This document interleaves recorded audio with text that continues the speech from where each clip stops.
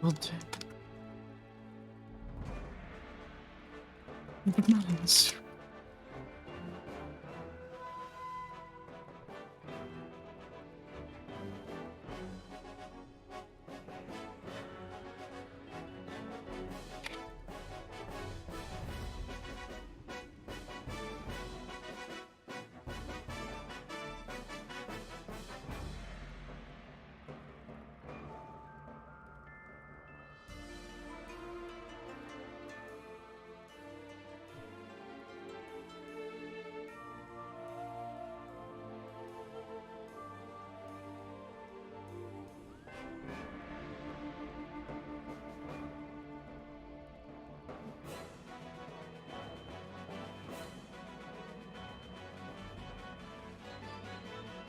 Ganja the Troll, hello, how's it going? Getting out some stream alerts here real quick.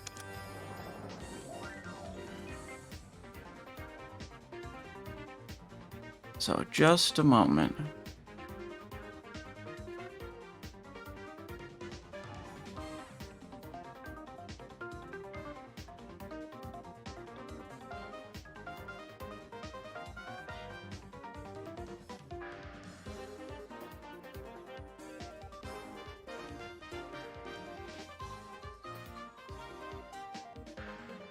Okay. We are... Excuse me. We are doing 10-man Ulduar today. All hard modes. Very cool. We did 25s yesterday. We didn't pick up any assassination upgrades, actually. But we picked up these 3 pieces, which should help us with switching to combat if we ever want to.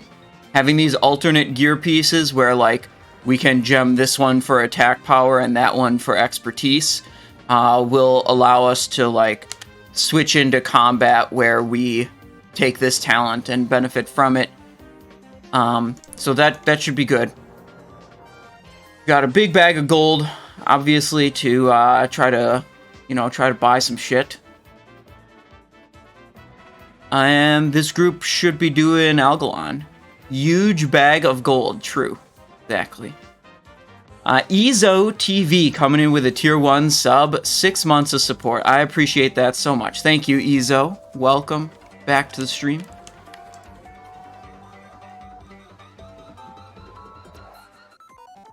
Tier 2 was peak and it went downhill afterwards, you say. Hang on. Let's check out... Okay, this music's kind of weird now. There's a little medley of Kirby music from different Kirby games. Okay, this character has a bunch of helmets. You got your basic goggles, right? But in the bank, we have a lot more helmets.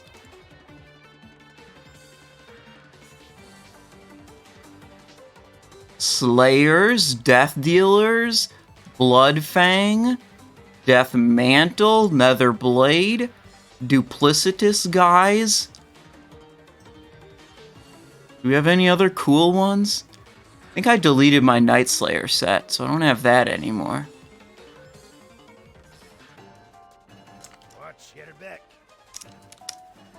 Okay. Bone Scythe, pretty cool. Especially if you put it with the Bone Scythe shoulders and chest. I'd say that one looks cool with the green glow in the eyes.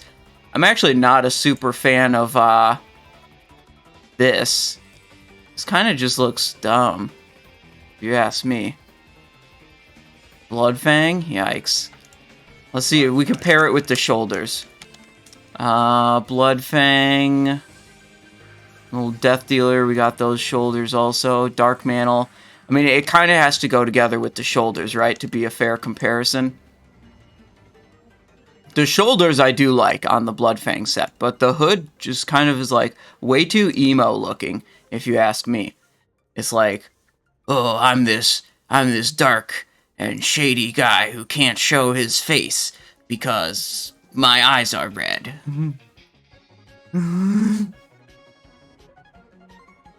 Outlaw Pickle says, first time catching the live show. Thanks for all you do for the community. Well, you're very welcome. Welcome to the live broadcast. Let me actually, I gotta make another, hang on. Rename, raid start, 1 o'clock p.m.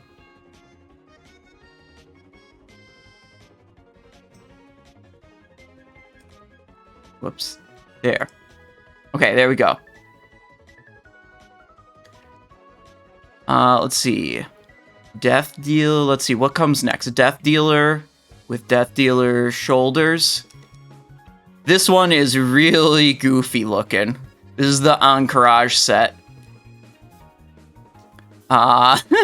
It's almost like you've got tusks like a troll with this helmet. This one is kind of weird. And then we go to Bone Scythe. Bone Scythe. Where's my Bone Scythe shoulder? Oh, I could do this way. It's easier to find it.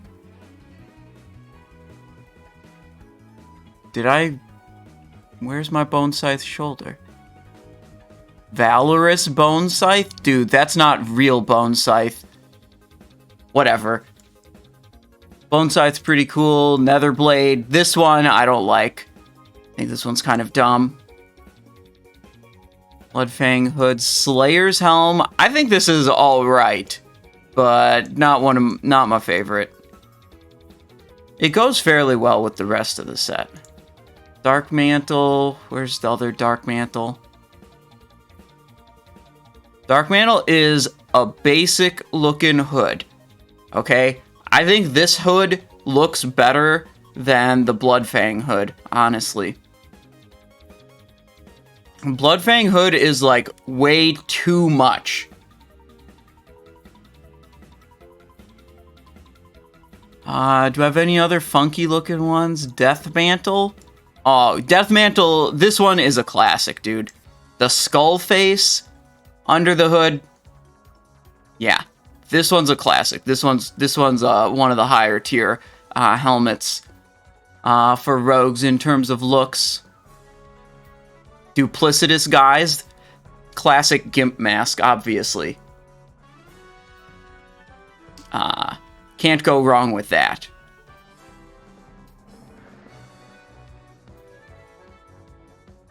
Do I have even more helmets, though? Gnomish Mind Control Cap, that doesn't really count. Valorous Bone Scythe.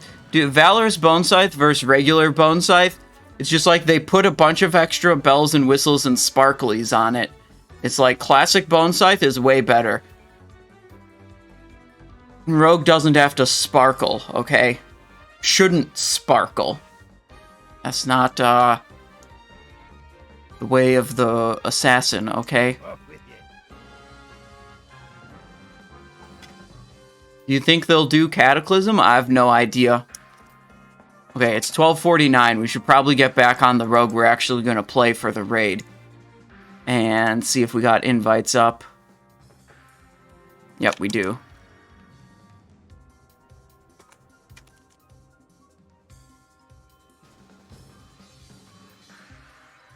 There we go. The Unicorn Assassin.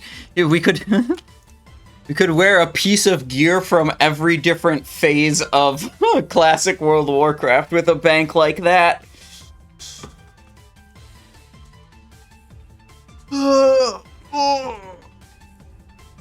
I think you'd have to wear Devilsar set. If you wanted to do Rogue Across the Ages, I think you'd have to equip, like, there's nothing more iconic in the legs or gloves than the Devilsar set. Do you buy anything last night? Yeah. I grabbed Terrorblade Creator and Terrorblade Helmet. And none of those are upgrades for my Assassination Rogue. The only thing that even dropped that was an upgrade for the Assassination Rogue was a Skyforge Crossbow, which is a pretty small upgrade over this. And I didn't want to piss off any of the hunters by bidding them up on it. right before we killed Freya, and Blade Twister would potentially drop. So I passed fairly early. But honestly, there were 2 hunters, and one of the hunters was out at 4K on their Skyforge crossbow. And that amazed me.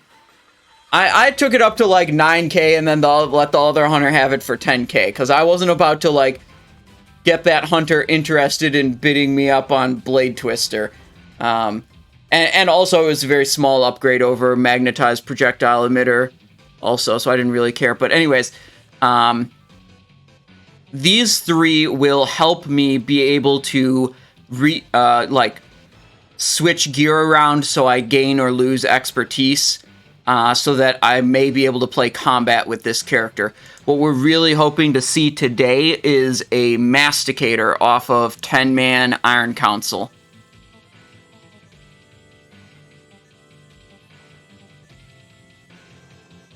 And yeah, literally outside of the Skyforge crossbow, nothing else dropped that was an upgrade for this character. So it wasn't even me being a little... outside of that one item, it wasn't even a case of me being a little bitch and not bidding enough gold. Like, the gloves didn't even drop. We already got Conquerors here.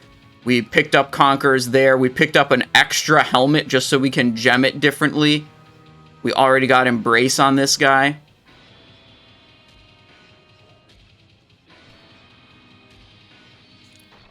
Send the main to 10-man Ulduar. No, the main is still not saved yet, but is booked for a 10 a.m. run. Bell pumps. I try to get my runs figured out ahead of time, so I'm not scrambling to like get lockouts late in the week. So things are scheduled, by Tuesday.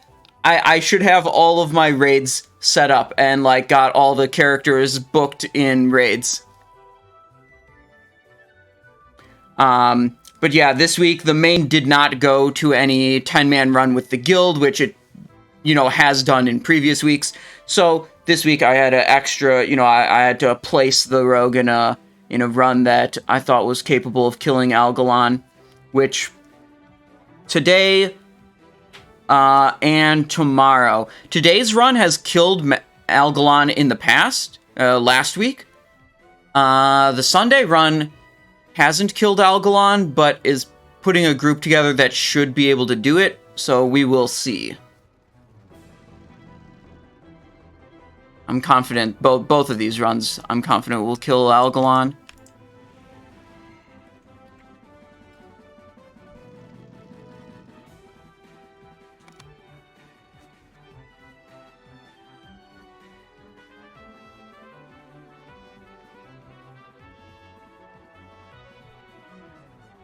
Let's see, we got 8 flasks, that's plenty. Lots of bombs. 43 colognes, that's good. We got our shadow protection potions for Algalon. We got our invisibility potions for Mimiron Trash Skip. We've got to vendor this item. Wait, we should get bullets also. We have arrows right now. We need to get bullets. And we need to get rid of that item also. Where's the arrows?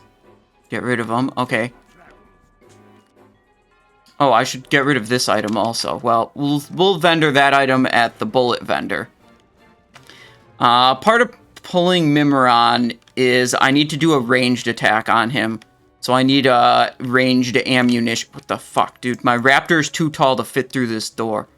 Goddamn dwarven architecture. General goods. Impact shot. Good enough. That's good enough for me.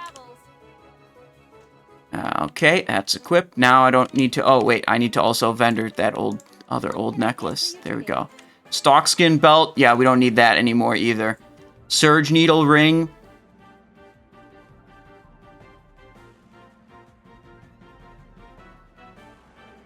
Goodbye. Frozen leather belt. I don't need that anymore. Sinners. Crit haste. Socket. Yeah, we don't need that anymore. Salted venison. No, thank you. Hammerhead. Oh, we can't actually vendor that because that's a badge item. Same with that. Alright, well, whatever. We have enough inventory space now. You can use a bomb to pull him? Yeah, I suppose I could.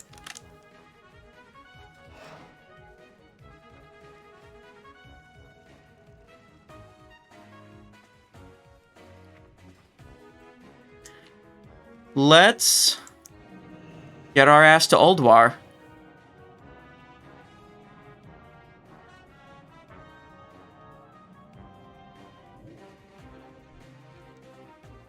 Are we repaired? Wait. Okay, we are repaired. We have poisons. Oh, wait. Okay, there's one more thing. Oh, shit. We gotta go fast before that portal despawns.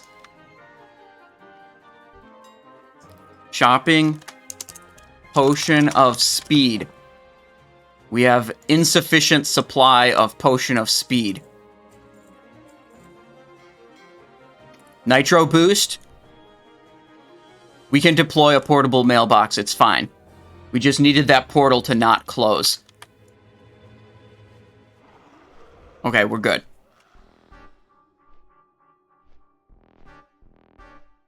Blade Strong says you might have a silly question. You might have a question, or it might be silly. Why is it hard for people to learn the mechanics of these bosses? It's because we're classic WoW players. We're used to raiding Molten Core. You are already... Oh, shit. It's set to 25.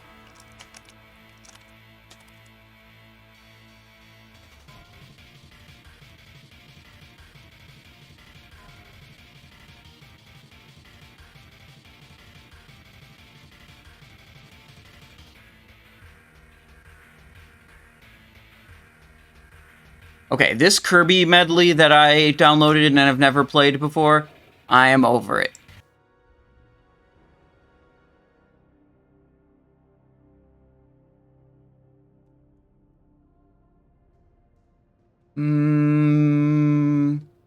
Yeah, we can do Ogre Battle 64. That's coming up next on my playlist.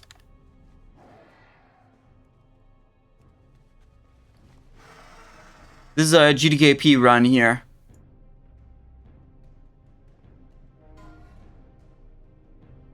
Let's see, we got the comms channel posted. Let's join it. 0, 1, 2, 3, 4, 5. Hello, testing. All good. Hi.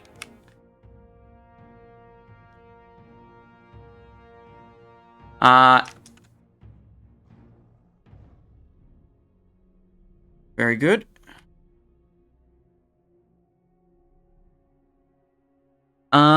Yeah, so we're classic WoW players. We're used to raiding Molten Core, where, you know, 2 of the, whatever, is it 12, 10 bosses? 2 of them have mechanics that you have to worry about, okay? This... I fucking hate bosses that have a million mechanics you have to keep track of, and I fucking hate playing classes where you have a million different, like, buffs and debuffs to juggle. It's super annoying and not fun. It's like, when I'm on my Warlock, it's like, I've got to keep track of my life tap buff, my corruption debuff, my immolate debuff, my curse debuff. Then I have to pick between Shadow Bolt, Incinerate, or Soulfire for my filler ability, while making sure I also cast life tap frequently enough to not run out of mana, and manage my pet. And then before the fight even starts, I have to make health stones for people, put soul stone on someone, buff myself with 3 different self buffs. That shit is lame.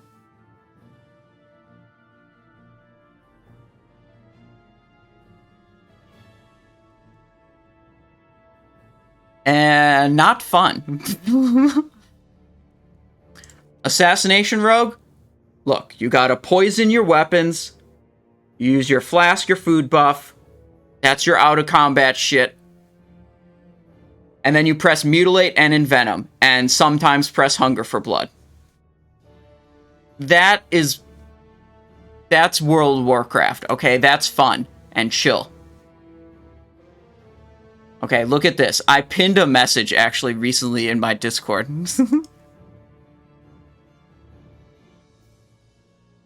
Level 60 vanilla Dagger Rogue. Peak World of Warcraft. It was all downhill from here. Look at this. That looks like a cat that is having fun. Okay? Backstab, backstab, backstab, backstab, backstab, slice and dice. Repeat. That's it.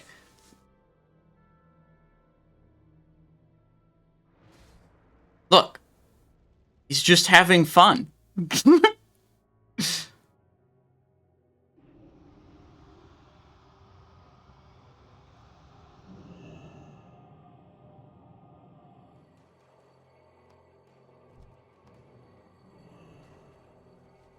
Going from playing Red Paladin having to worry about so many different spells and buffs and throwing sacks and bops and salves and freedom on people was just so much to play Rogue, yeah.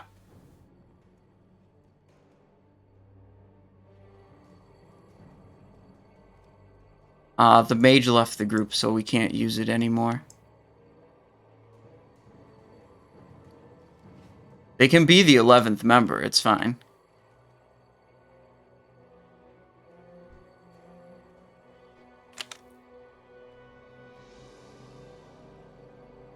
Yes, I can hear you.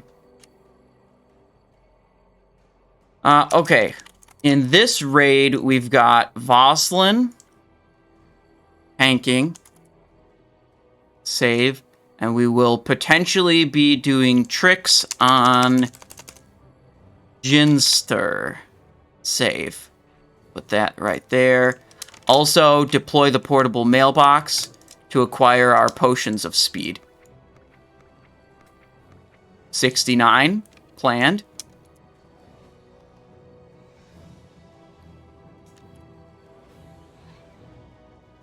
Mac and Chief says, good morning, Simon Eyes. It is, it's about midday for me. Which, I wake up late, so it is basically morning.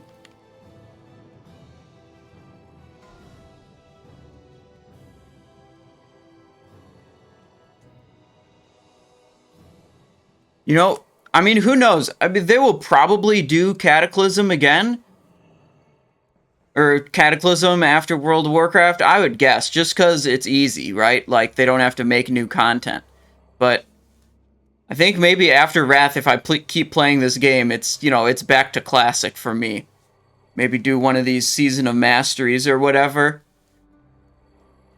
The complexity of the modern game. Like, I've looked at some of the... briefly looked at some of the rotation guides and stuff for rogues in Dragonflight, and it's just like Warlock all over again. Keep track of, you know, 5 different things, and then press abilities based on 3 different conditions, different abilities on 3 different conditions. You know, it's just like, that doesn't seem fun. That seems obnoxious. Okay. I'm going to be a Demolisher Driver I'm assigned to do. Let's see, do we want any of these for item level? No, no, and no. They're all the same item level. I don't think I have anything I can equip to up my average eye level. Wait, yes. I can do this, and I can do that. That's 1 item. Do I have items anywhere else that I can up my average eye level with? No. Get into your machines. I'll speak to you from here via the radio. Oh, wait, I can't. I don't have assist. I don't think I can make this marker. Yeah, okay, oh well.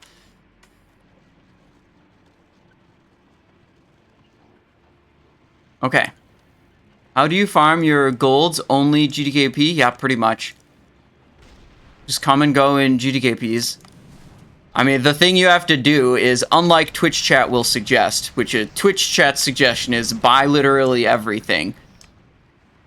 You occasionally have to say this item is too expensive and pass, even if it's a good item for you. And that way you don't just delete all of your gold.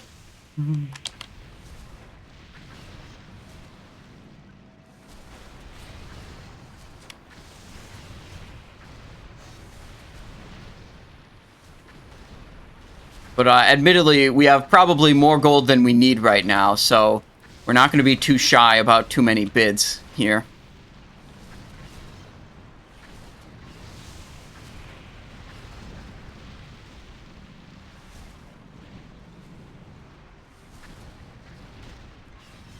Bounce that dude around. A bunch of knockback effects.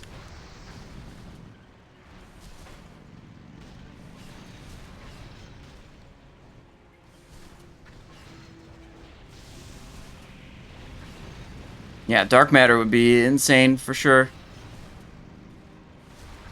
We'd probably have to fight against So What Up for that.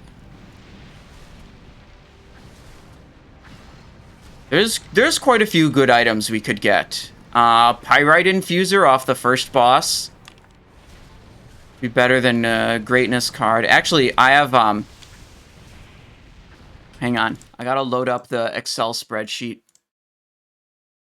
1 second. There we go.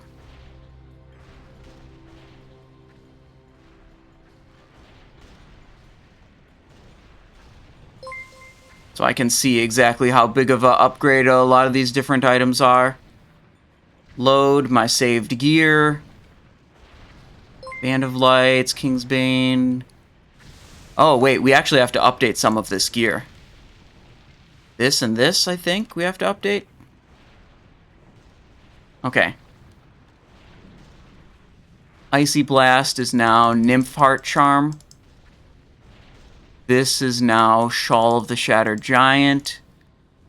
Embrace, Conquerors. Belt of Twilight, that's correct. Valor's Terrorblade, Conqueror Terrorblade. Okay, that's all correct now. I'm going to save that again. Save to this slot. Now, if we're looking at Pyrite Infuser, we're looking at replacing this item. That's a pretty good upgrade still, yeah. Pyrite Infuser is an item I have literally never seen on any of my rogues. I've never even seen it drop. This is an upgrade for all of my rogues. And I have not even seen it on a single one of them.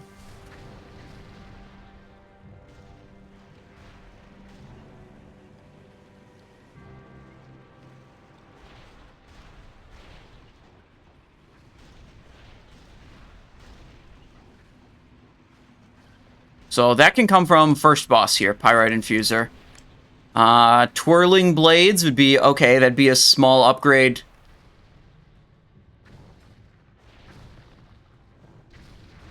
Twirling Blades, I think, would be less of an upgrade than... Let's see. Okay, Twirling Blades, never mind, is effectively a side grade. Yeah, I have the gun from XT Hard Mode, the Magnetized Projectile Emitter.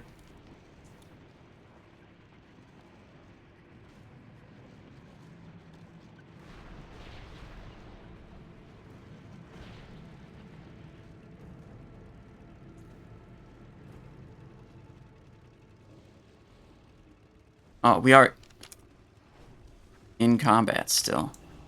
I jump in and jump out. Will that fix it? Try jump in and jump out of vehicle. Worked for me.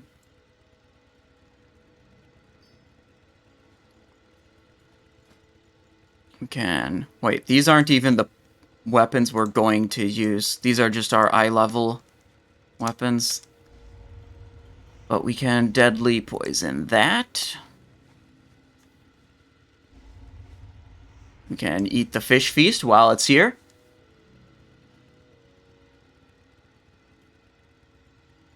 General question for everyone here. If you were to level as Assassin, would you use double 1.5 Dagger or use one of What do you mean? What? Oh, the heirloom weapons.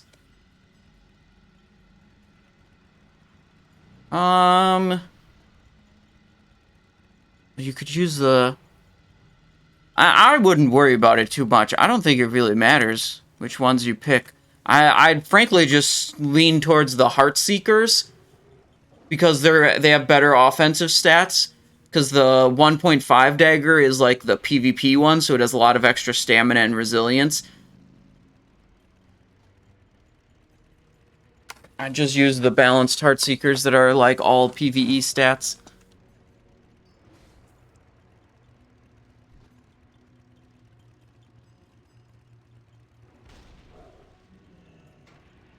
Okay.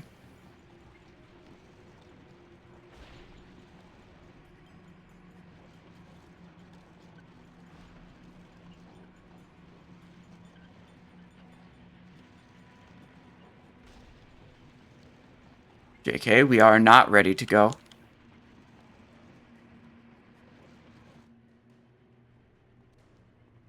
Wait, he's loaded in.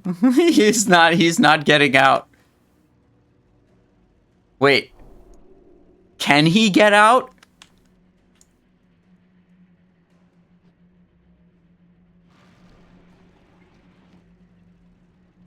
Wait, now he's out.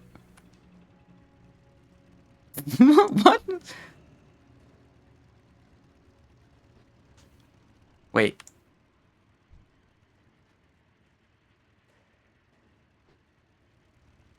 Jinster, you're in the driver's seat right now.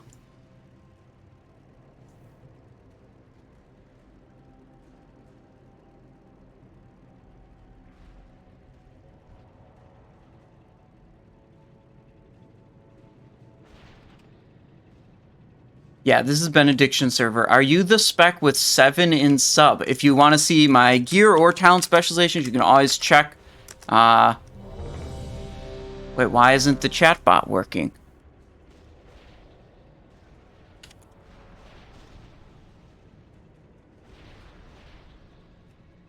Oh, hang on. Oh, yeah, okay, there. Now it started working. It just had a delay.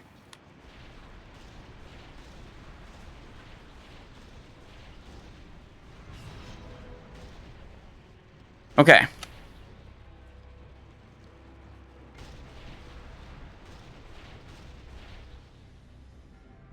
Good.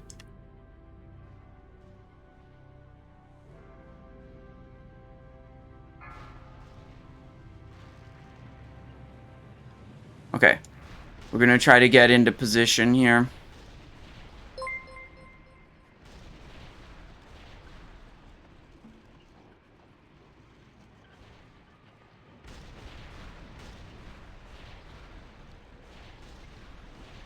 This is roughly where we want to be positioned.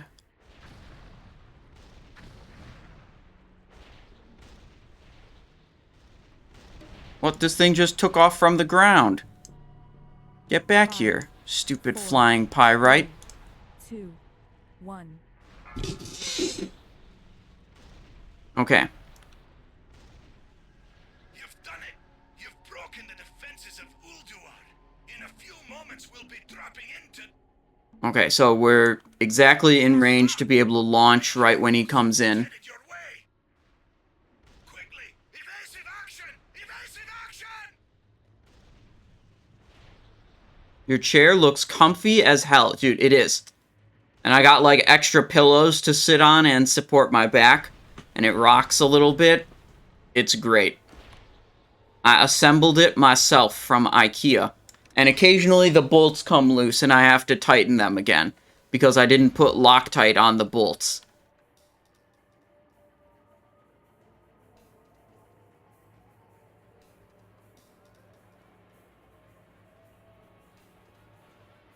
Nuke mode, what are you looking for? What are you trying to download here? Who needs a $500 gamer chair when you have that? Yeah, this was like 40 bucks from IKEA. Wait, hang on.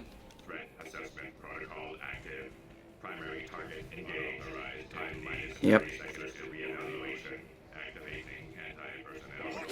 Unfortunate, we got first chase. Generators for the missile silos are coming online. Hodir's Fury online. Acquiring target.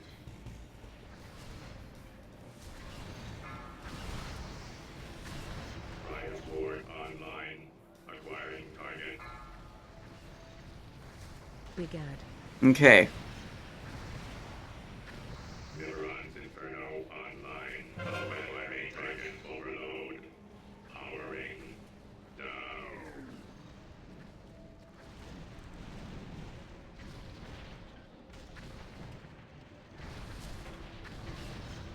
Yo, is this on me again? Nope, not on me.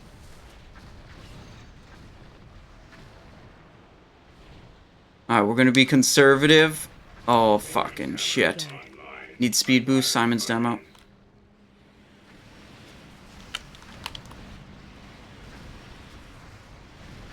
Unauthorized entity attempting circuit. Oh, I forgot to launch after the shutdown. I had a guy in... This is bad. We're dead. We're cornered. Demo's down. Routine modified. Current target threat level 0. Acquiring new target.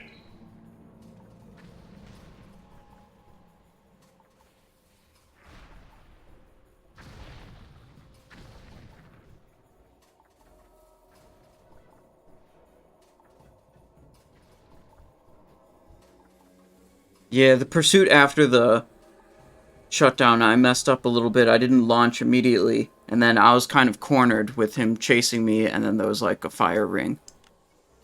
Which that part, the launch, I fucked up, but the positioning was just unlucky that I got chased at that time in that position.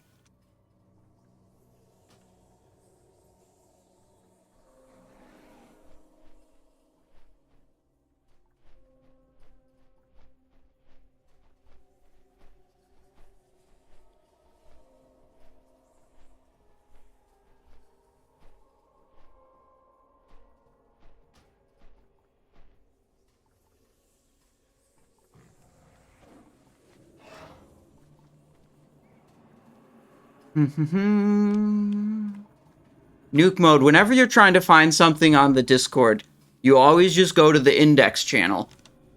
At the very top of the Discord, you go and you read in the index channel. That is how you find anything you need in the Discord. It is why when you join the Discord, there's only a single pop-up message, and it says, read the index channel. Yet, it is so difficult for people to figure out that that's... I don't know how to make it more obvious for people. But I will keep saying it. All you do is read the index channel at the top. Anyways, so yeah. We fucked up a little bit, but also we had a full duration flame vents that didn't get interrupted. That was also pretty bad, and not our fault.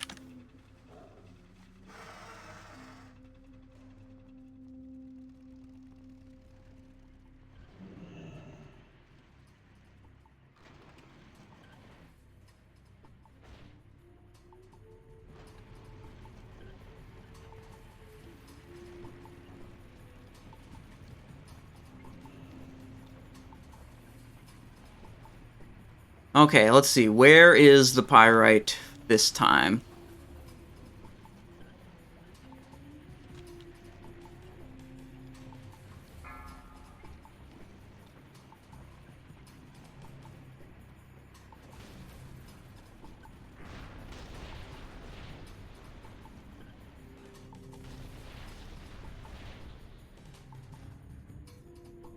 There's not a lot of pyrite, like, anywhere.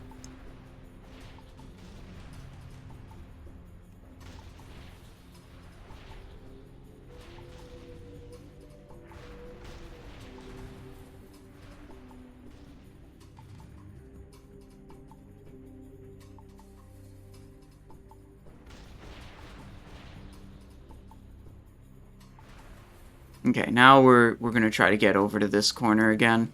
It's gonna be the plan.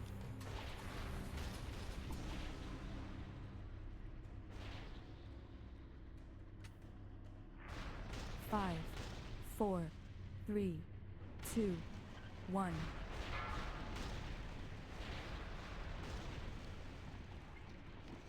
We gotta get in range to make this first launch. Madden, welcome. How's it going? We do have a early stream today. We're going to be doing Ulduar 10, and then the plan is, after we do Ulduar 10, we're going to go over to Blazing Bob's stream, who does the Warcraft Reloaded podcast, and we're going to be a guest on the podcast. Okay, here we go. Entities detected. Threat assessment protocol active. Primary target engaged. Time Fucking shit. 30 seconds to reevaluation. Orbital countermeasures enabled.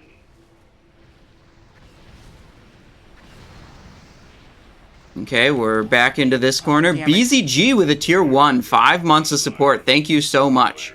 Target. Welcome back. Thanks for all the great content and your expertise. Love all the useful info on YouTube and Discord. Well, I'm glad you appreciate what I'm doing. Acquiring target.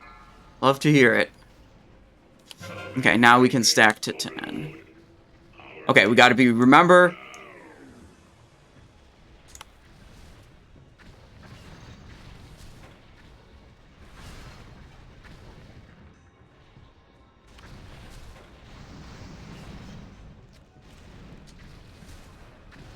Time to load. Hog damage.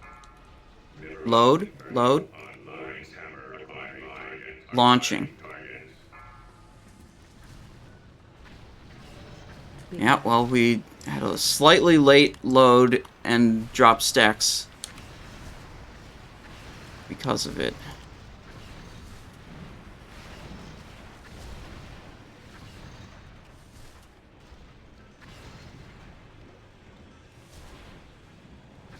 System malfunction.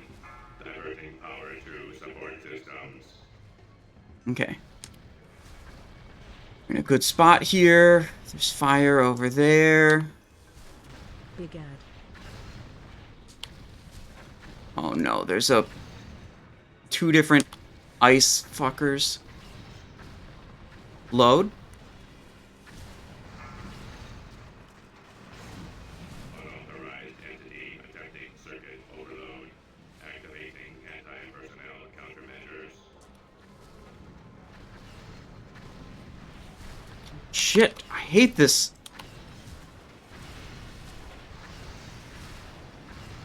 Big ad.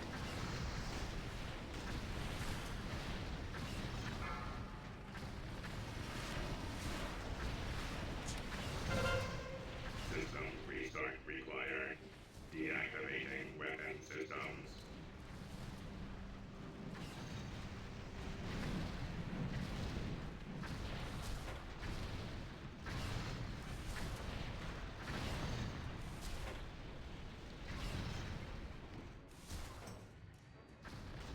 Big ad. Cool. Ice. Load. I don't have anyone loaded in. Unauthorized entity attempting circuit overload. Activating So late loads keep fucking me. threat assessment routine modified. Current target threat level 0. There's a full duration flame vents.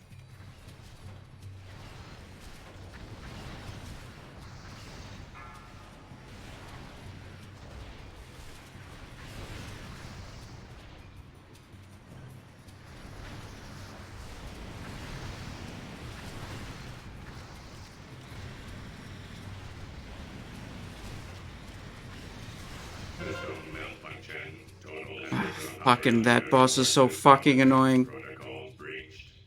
Leviathan unit. Gilded steel leg plates, nope. Ruined orb, nope. Savior slippers, energy siphon, iron soul.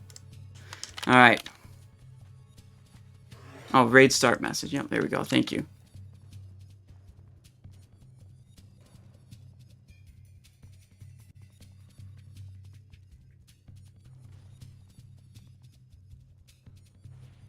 No, still no pyrite infuser. It's crazy. This is what, like week 5 now? Week 4? Killing it 3 times a week?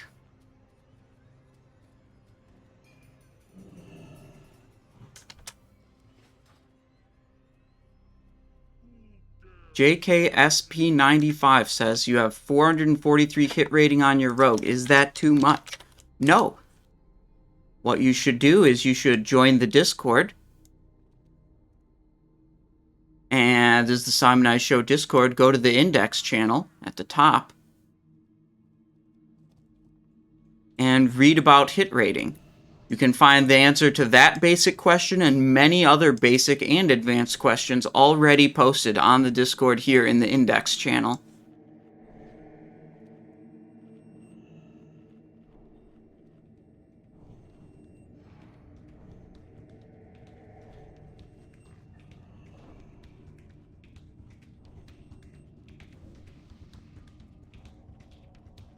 Can we get a setup pick? What do you mean I don't know what that means.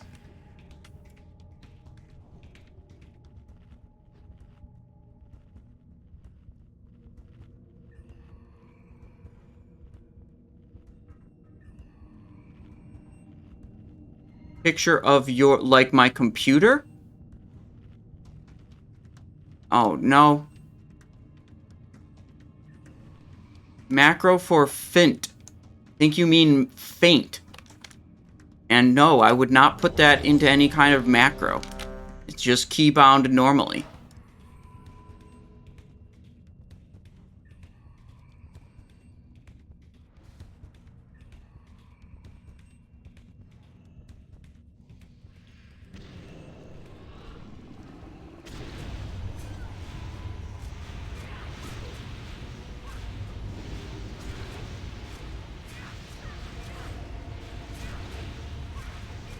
There we go, pretty good dam.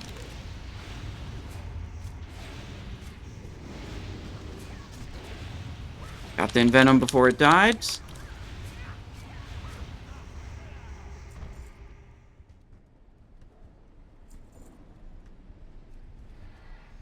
If you guys are curious about Feint, why you're using it, when you should use it, you should read on the Discord in the index channel like I just showed a minute ago. There's a post specifically about why rogues are using Feint in Ulduar.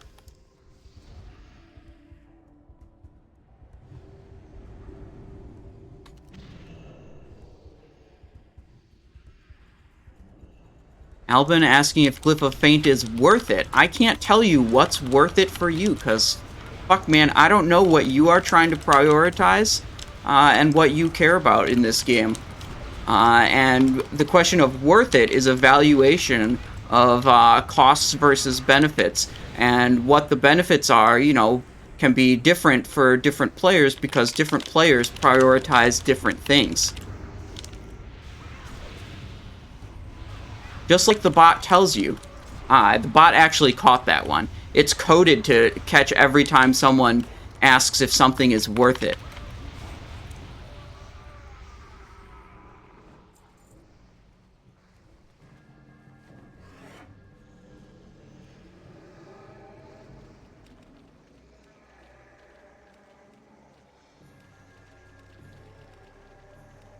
Like, some people play this game and they're complete fucking noobs. And they are actually not playing World of Warcraft, they're playing Warcraft logs. And they're degenerates that only care about maximizing their individual parse while playing a team game. And say, fuck everyone else in my raid, I'm trying to individual parse.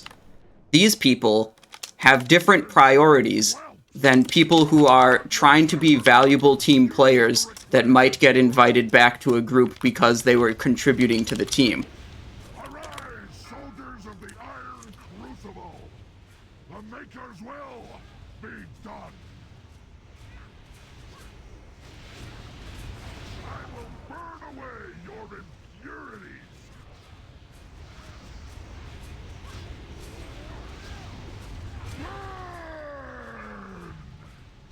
I think the sooner you stop caring, if you already do, if you stop caring about your individual parse score on a third-party website while playing a team game, you're going to start enjoying the game more.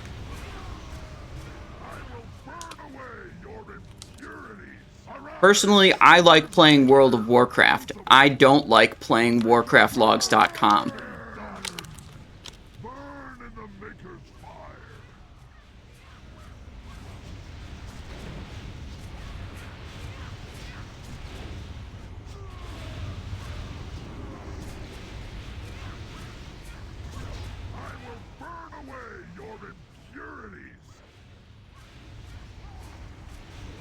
Alright, we're gonna wait till we get, oh, fuck, we're in the pot.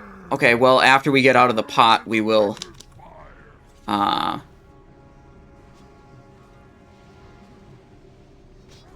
use the speed potion. It's not good. It gives us a Giga Haste buff, so that's kind of cool.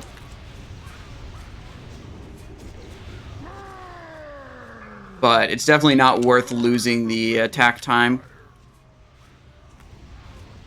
You can do a Fan of Knives when you're in there to not cap energy and hopefully refresh your Deadly Poison stack, which I did. But most of your other abilities will not work. There we go. Gloves of Smoldering Touch. Don't need them. Arm Braces of Vibrant Flame. They're male, so they're automatically bad.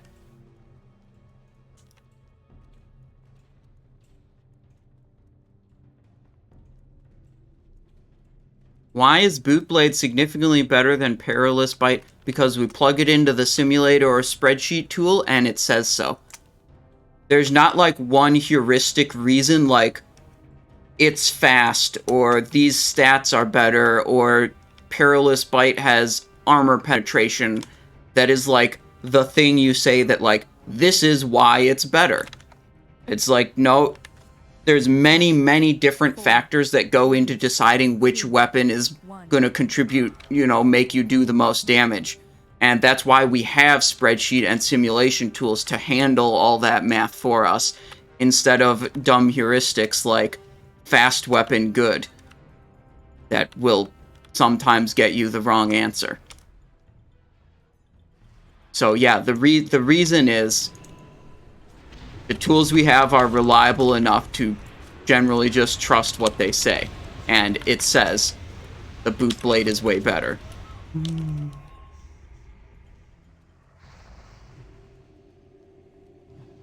Yeah, Magnus, I do get asked the same questions over and over.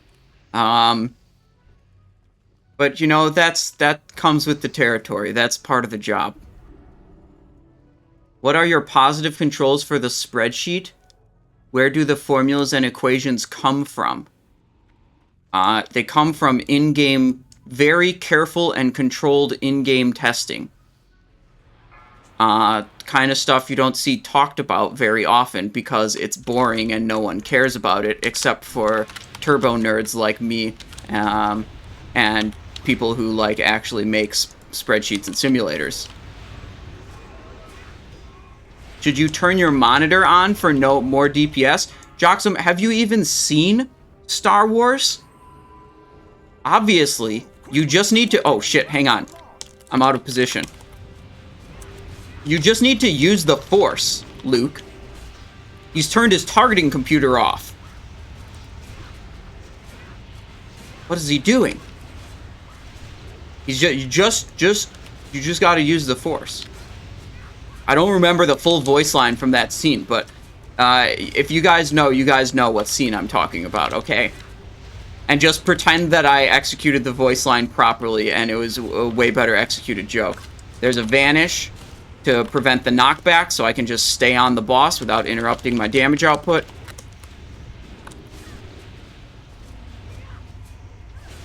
So, actually, turning your monitor off and just using the Force, that's how you destroy the Death Star. And let me tell you what, Luke parsed a 100 on the Death Star, okay?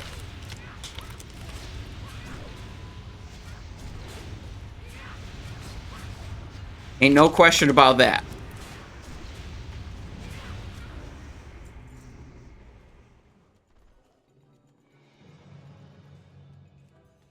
I do not know why that boss sometimes casts knockback twice. I would guess, Imdweem, that it has to do with phasing the boss like right when the timer expires, but I don't actually know.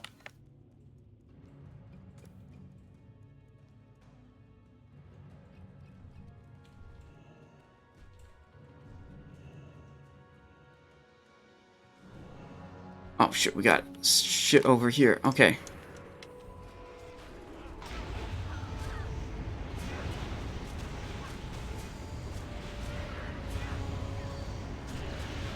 stun you. Do I have any belts that have... Holy shit, I don't have the stunner thing. I forgot to apply the stun belt onto this. And then I recently sold... Wait, I wonder if it's still the same login session. Maybe I can go to the buyback. Yes, dude. Okay, saved. Now I have the stunner belt in case I have to do the Mimiron trash skip.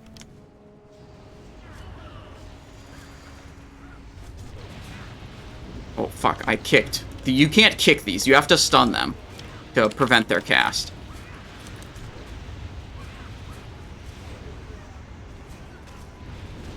I remembered because yesterday in 25-man, I literally did the skip without the stunner belt. I ran through the whole thing. I pressed my keybind, which I thought was going to activate the stunner belt. Because look, it's the same icon as my current belt. And I had it keybound. So I'm like, yeah, this is my stunner belt keybind. I ran through. I was in the third pack, rocket booting past it. I pressed the stunner belt thing, and I'm like, wait a second. But I made it around the corner and vanished anyways, and it was fine. So, we made it all right.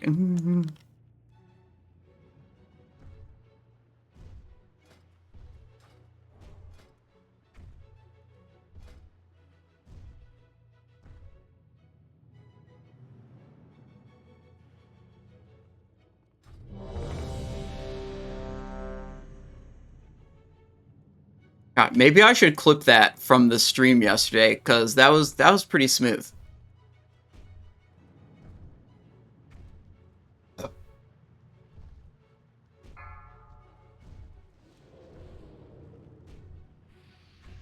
Five, 4, 3, 2, 1.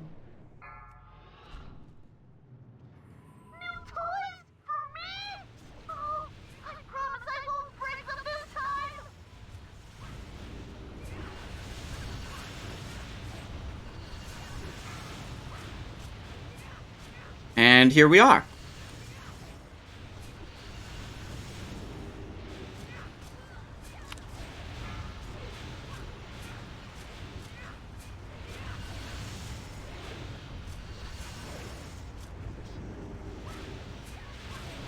Tantrum coming out.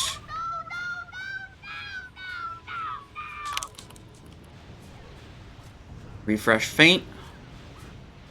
Big damage reduction from Feint here.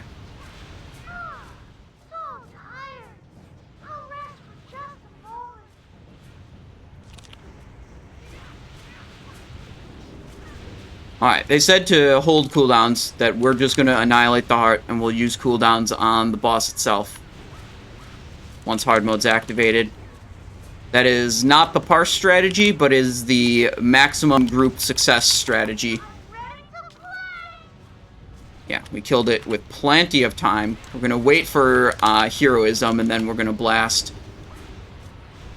BP Winden, hello, how's it going? Oh, my threat is way too high. Luckily, it highlighted the nameplate, and I noticed, so that I could Tricks of the Trade the tank.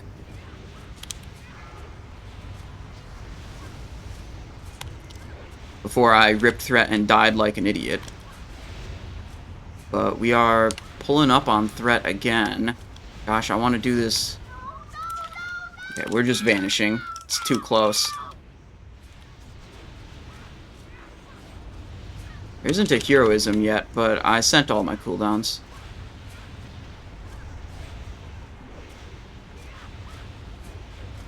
We got one person down.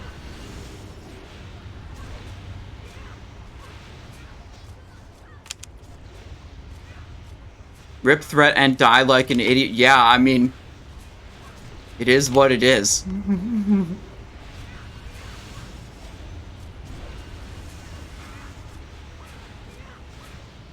I think if I was on a combat rogue, I would fan these sparks.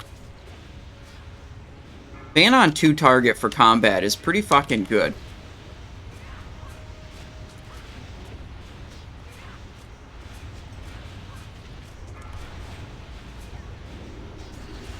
but not so much on Assassination.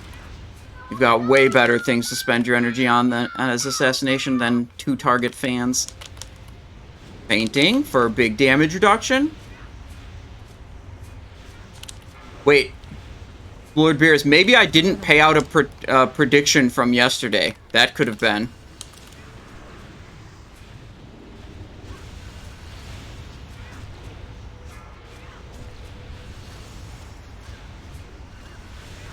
Okay, they totally forgot about Lust, and they're doing it now. It was probably... Oh, no, I remember. The very last prediction we did, I remember joking about it. Because we were going to do normal mode Iron Council. So I had everyone predict whether we would beat normal mode Iron Council. So, which we did. So your doubt, your number 2, your doubt, Lord Beers, that was not the correct bet. In this case.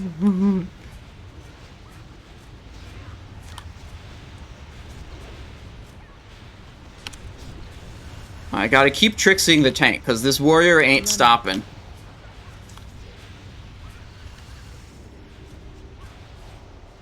I can vanish away my threat, but that warrior cannot.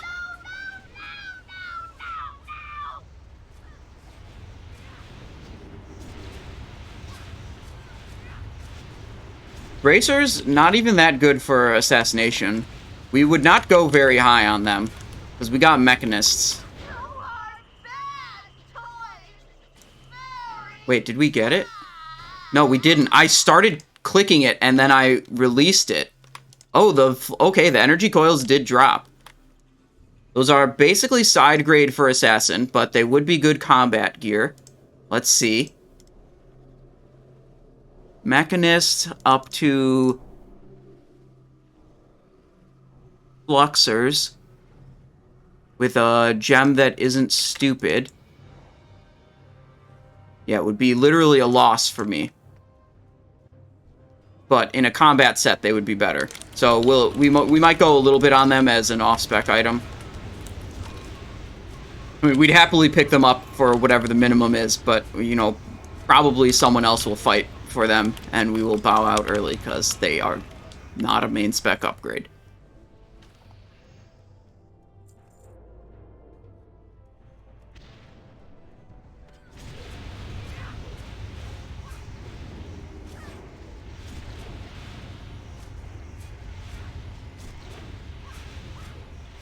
Or, I mean, what could happen is if we get Masticator on this guy and we get those Fluxers, we may end up with just, like, this character being better combat geared than my other combat rogue. Why not just collect all of the gear, you know? All the gear, play all the specs on all the characters.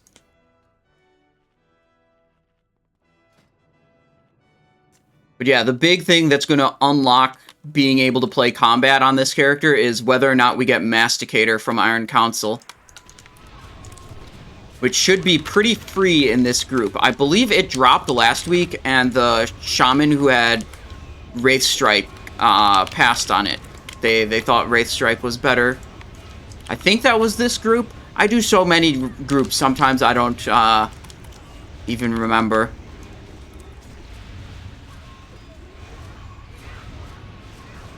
When did I start rogue theory crafting and all the other stuff I do in WoW? Basically, when I was playing Classic, and, like, level 60 Classic, and it got to a point where it's like, okay, well, it's no longer obvious which item is better just from looking at the plain stats, so I went and I looked for, you know, spreadsheet or simulation tools for Classic, and I found them, and I, like, took a little peek under the hood to see how the calculations were being done, and I was entirely dissatisfied with the quality of the tools that were available, so I made my own.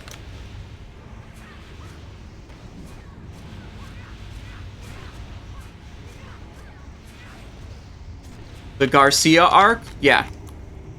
That was a challenging time for me. Garcia was established in the rogue theory crafting community, and, you know, I came in as the new guy, and, it took a while for people to accept me.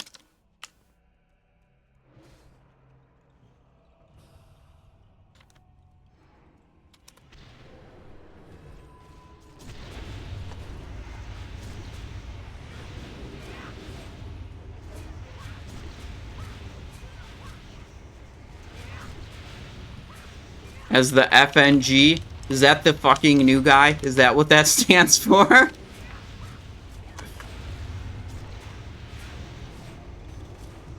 Okay, hang on. Prediction. Will we kill it this try? Choose outcome. Yes, that's from yesterday. Now we're gonna do... I mean, most of the 10-man hard modes are pretty fucking easy. We're gonna do start prediction. Will Masticator drop? Question mark. Yes or no. You have 2 minutes to put your points in. And remember, guys, if it doesn't drop, it's your fault for not believing. Okay?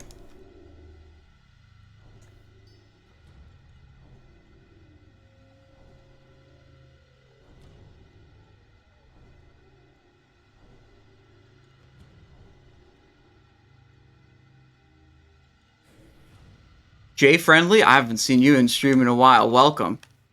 Jay Friendly is actually pretty famous, you guys. If you've ever actually looked at the welcome page on the spreadsheet, you would know how famous Jay Friendly is. Jay Friendly once used the Simonized spreadsheet for 3 months. His DPS output has nearly tripled by my gear choices, and he had early onset male hair loss in the front of his head, but since using the spreadsheet, it has grown back. The ladies are now all over him, and he says, I can't thank you enough.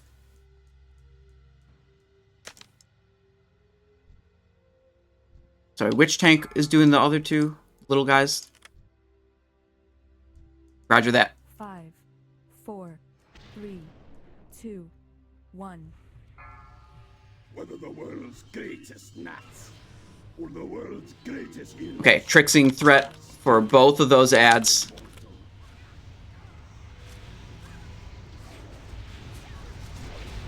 On to the warrior, helping him out, establishing threat. Vanish. The threat was too high. He's not supposed to be in that thingy. Run.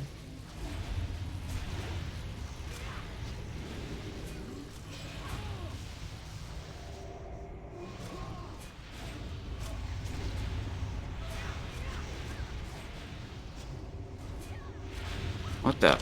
This is not controlled.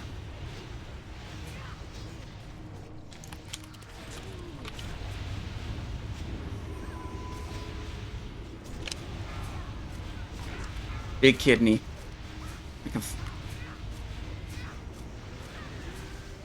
I was gonna follow up with a cheap shot, but I had already burned my vanish. Trying to drop threat.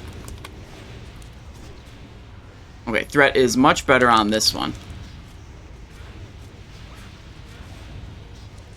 How many Simons do you have these days? I recently made Simon 4, but he's only level 1. He's just chilling in Northshire Abbey.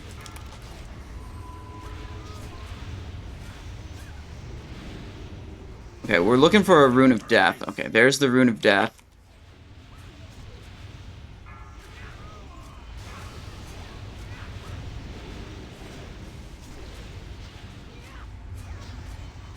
But we have 3 max level Simons, and they're basically all Star Callers or whatever the Algalon killing thing is.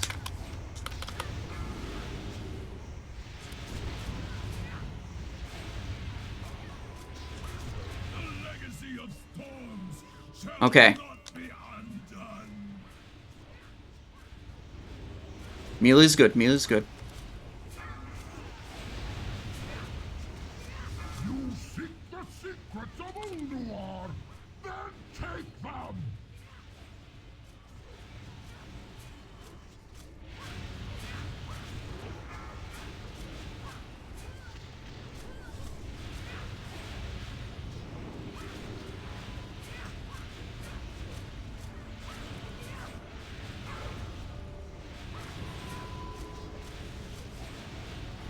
Masticator, Stormtip, Belt of the Crystal Tree, Archivum Data Disc. Belt is the hard mode loot. F. It'll be at least one more week before we can play combat on this character.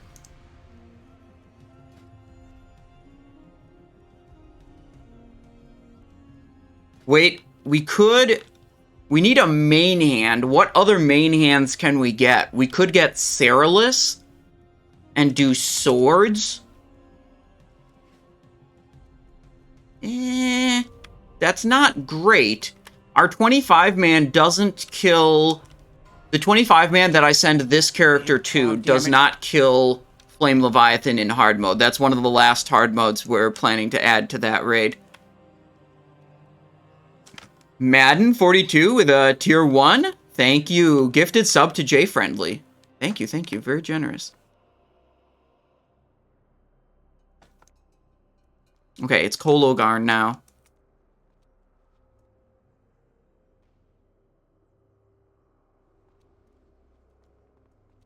Alright, what do we want from Kologarn? Is there any good loot from Kologarn? What we want from... Oh, wait, this is what we want to do. We want to respec to Blade Flurry. Yes, Blade Flurry Assassination.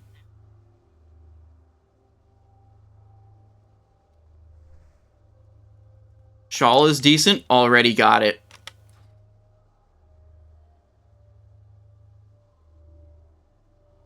Do we have logs? Oh, I don't know.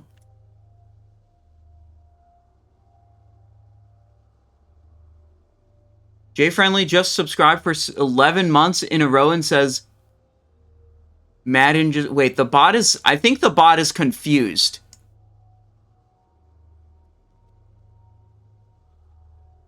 Or J-Friendly's trolling me and subbed again. I don't know. That's a little bit confusing.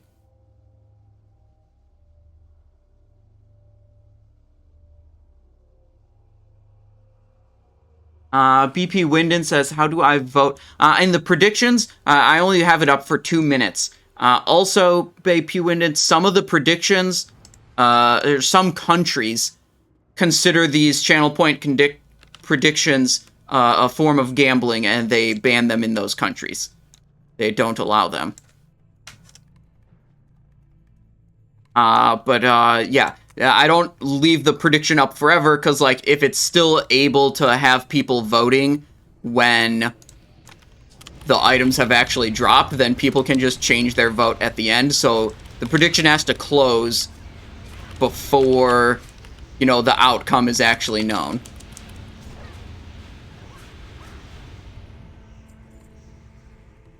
For real? Yes, for real, Albin.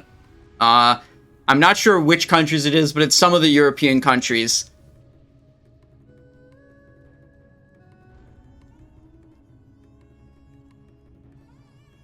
And can only bet for 0 points. Oh no! But it lets you bet, Arcanitos? It only lets you bet 0 points, though. So, like, it can register you as a yes vote or a no vote. I didn't know that. I thought you were just, like, totally blocked from that feature.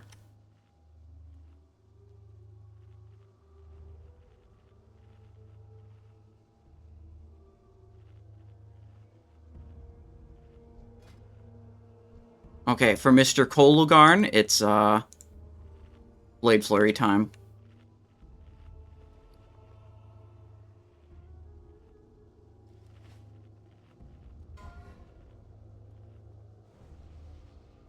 Treacherous shoulder pads. These are complete doo-doo. They are not good.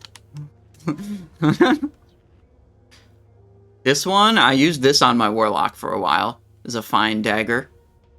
Now I have Rune-Scribed Blade, which is even better than this.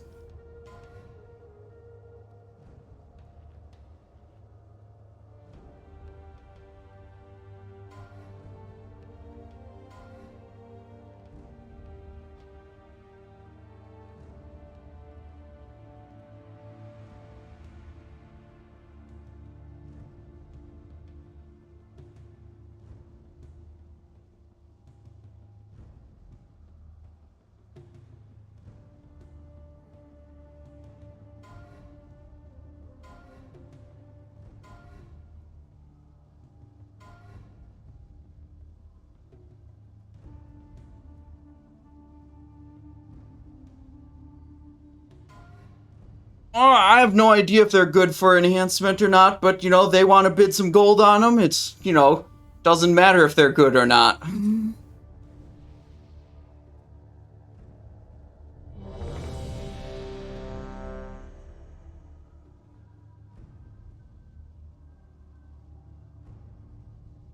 They're literally a downgrade from mechanists for assassination.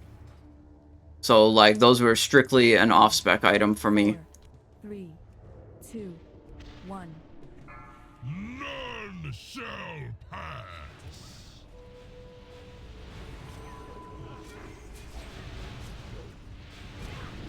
Oh, wait, Feint is not glyphed in this spec. I have to keep remembering that. Feint is costing me 20 energy. That was actually a huge misplay, pressing that Feint there during a Blade Flurry.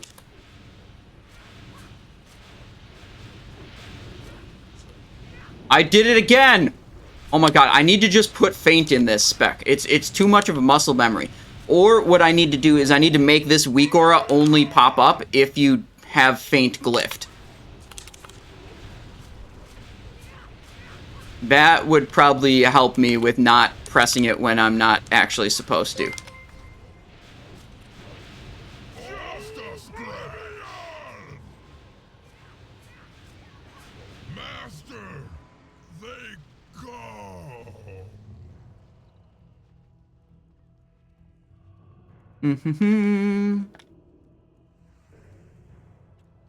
Alright, let me see. We can fix this, like, right now. Glyph of Feint. Spell. Okay, now we go to Weak Aura, Rogue Auras, Feint Group. Where's the Feint Group? Okay. Load, Conditions, Spell Known. Okay. Glyph of Feint. There. Now it's gone. It'll only load that group if you have Glyph of Feint, and I don't have Glyph of Feint, so it's gone now. We're gonna stay with Blade Flurry for Oriaya. If we have a quick kill on Oriaya, I think Blade Flurry is good. If you end up with a longer kill, I think Blade Flurry is not the way to go on this boss.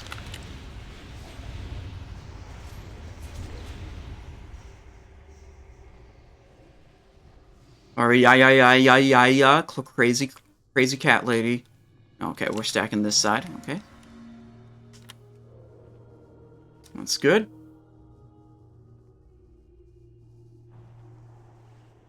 This one also, I'm pretty sure, has nothing good for us. Love your YouTube videos. Helped me a lot. Well, wonderful. Glad you could catch one live. Confusion, LOL. Welcome.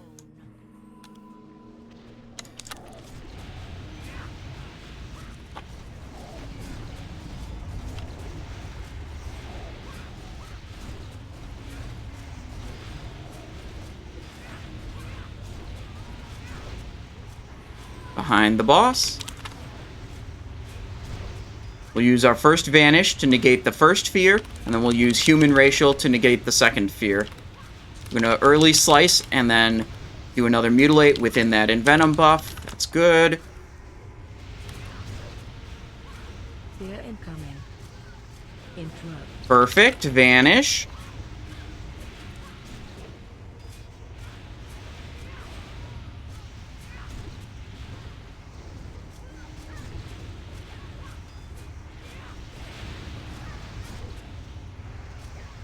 Stack.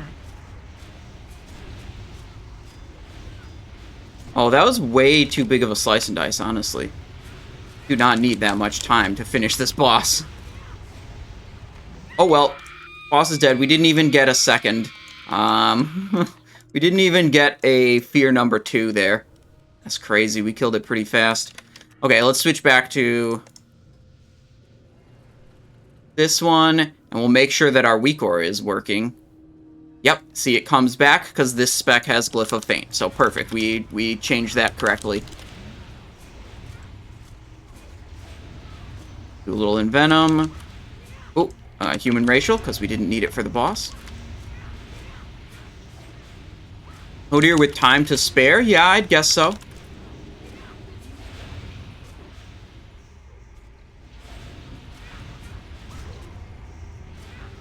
Hodir hard mode can give us... I think there's something good on 10...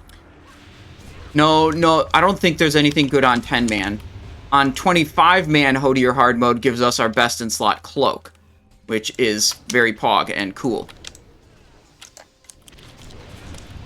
But in 10-man, I don't think it gives us anything of value.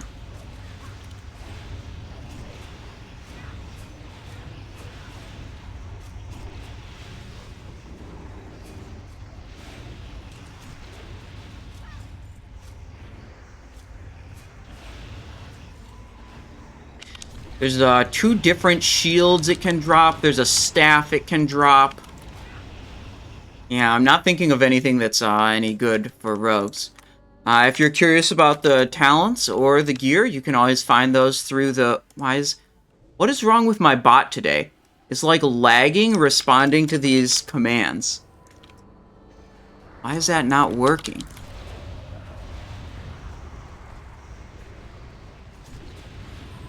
What do you think the most common mistake that rogues make that hold them back? They don't... let me think about that.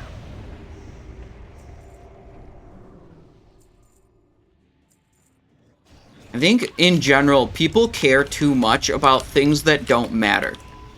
People get obsessed with, like, are you doing 4-point envenoms or 3-point envenoms? This guy did 3-point envenoms.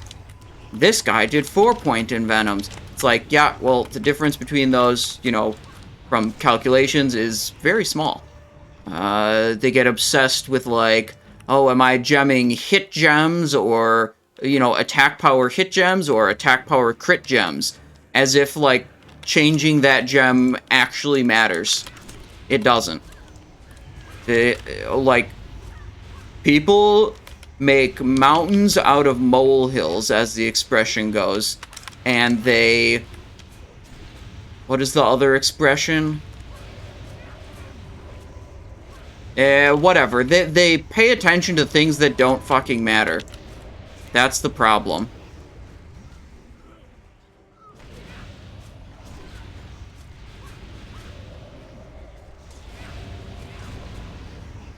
Instead of focusing on things like move to the boss and start attacking sooner, keep your slice and dice uptime high. Like, a lot of these fights in Ulduar have a lot of movement, and just, like, being good and aware that movement is probably the most important decision you make in the entire fight, much more important than what fucking buttons you press.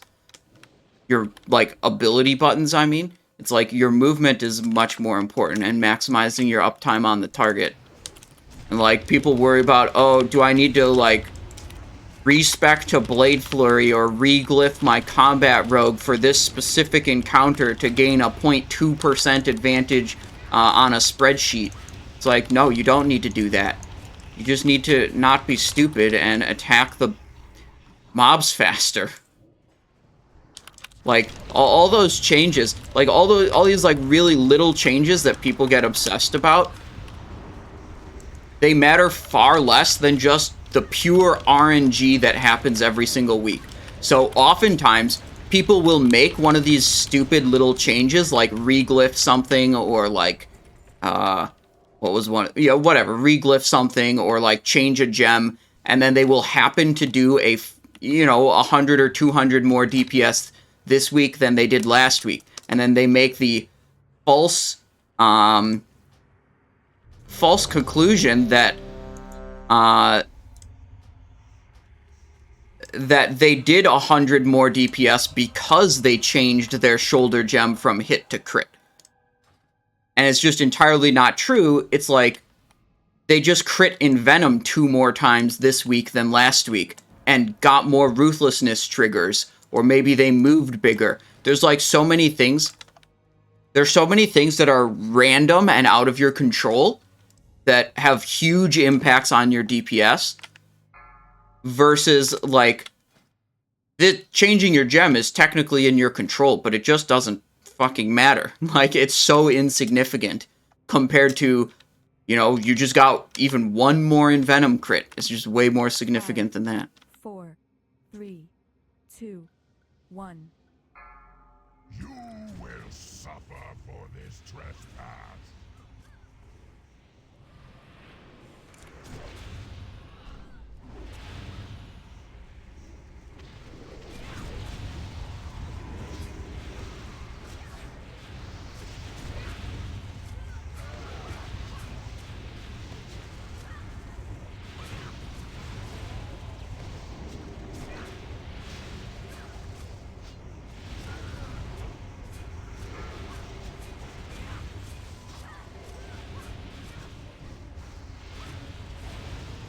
We accidentally got a storm cloud. How unfortunate. There's a 33,000 damage in Venom. How unfortunate that Amelie got a storm cloud.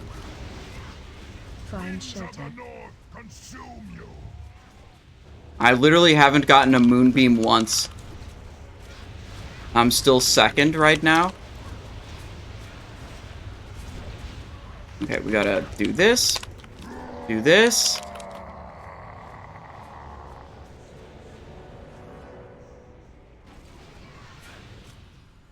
Yeah, casters keep pumping the boss while the melee be little bitches and break out the ice blocks.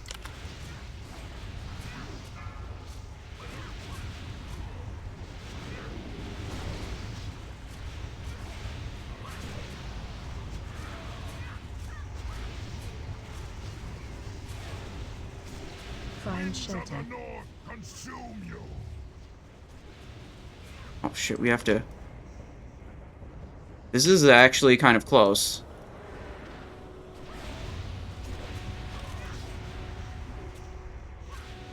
Yeah, we're only a couple seconds to spare there. Not very much time to spare. I am released from his grasp. At last. Shiver, tanking mace. Strength, defense, parry, hit. Not a bad item. Hopefully, we have 2 people that are tanks that can use that. Actually, I don't know. They might already have it or have better. Vank legs, we do not need. We have conch legs.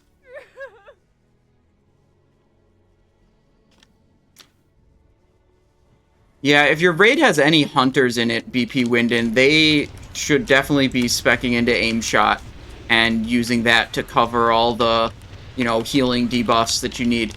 It is a pretty big grief to make a rogue use wound poison when there's a hunter in the raid. Hunters barely lose any damage to spec and apply aim shot, whereas combat rogues lose 7 to 8% of their damage, and assassination rogues lose 15 to 16% of their damage. Like, it's insane to make a rogue use that when there's a hunter in the raid. Any tips for tanking Algalon Big Bang? You can find information about that on the Discord. There's a whole post in the Index channel talking about 2 different strategies for absorbing Big Bang as a rogue. Using Subtlety spec and Cheat Death, and also using Glyph of Cloak of Shadows plus Feint, plus like a Priest Shield usually will get you there without the Subtlety spec. Okay, this boss also drops big loot for us. We're potentially looking at a boot blade here with, it seems to me like, no competition in this group, which would be, we would be truly blessed if we could acquire that.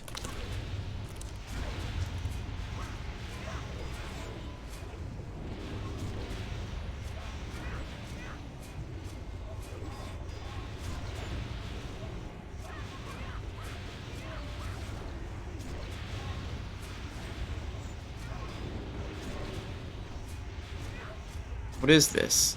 Mace? 2-hand crit armor pen? Yeah, okay. Sucks. Well, it's not for me. Therefore, it sucks.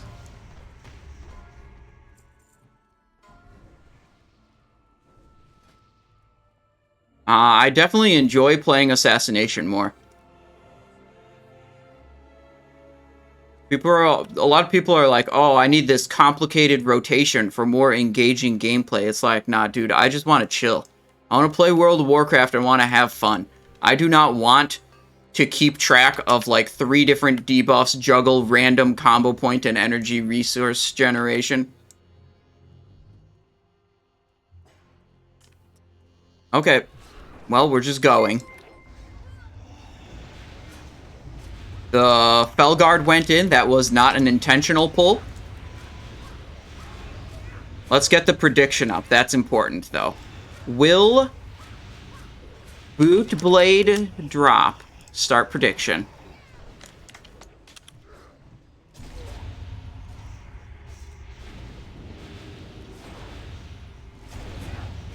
Okay.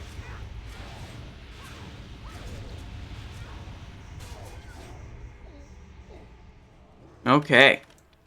I miss being Backstab Rogue in Molten Core. Me too, brother. Me too.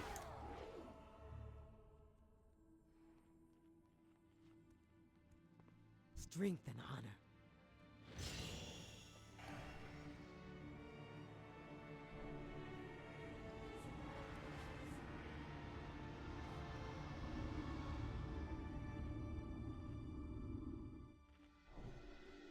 When are you hiring Algalon for part 2? I'm working on the script for that, BP Winden. Turns out there's actually a lot more to talk about on the later bosses than there is on the earlier bosses, so there's a bit more to writing that script than I initially thought.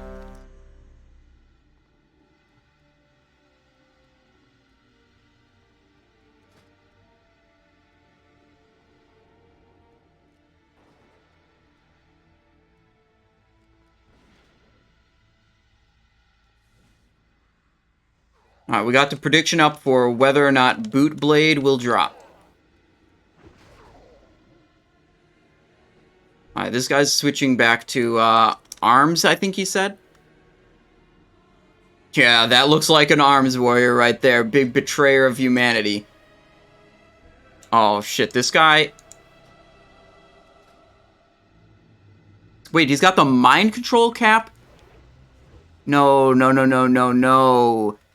You want the mind control tinker, not the cap. Oh, shit. That one I don't think is gonna work. It's, increased chance of failure when used against targets over level 60.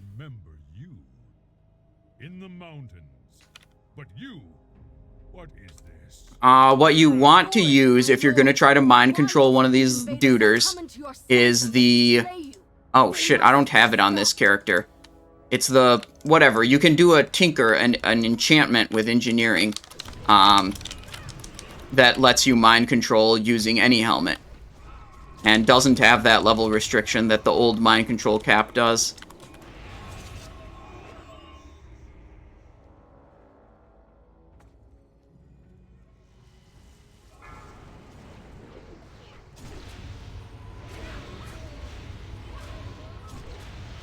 Mind amplification dish. Yeah, I believe that's what it's called. Run away.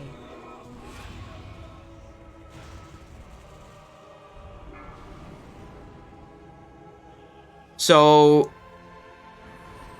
I'm not sure how this is gonna go. I mean, the mind control cap has some nasty backfires, like where the mob mind controls you when it backfires. We'll see how this goes. The problem with having a Shadow Priest, or any priest, do a mind control on one of the Warbringers is that, the priest is completely immobile while doing mind control, which means they can't move away from lightning charges or anything like that. So it's like you would have to put, oh shit. It's time. I will crush you myself. Impossible. Lord Thorim, I will bring your foes a frigid death.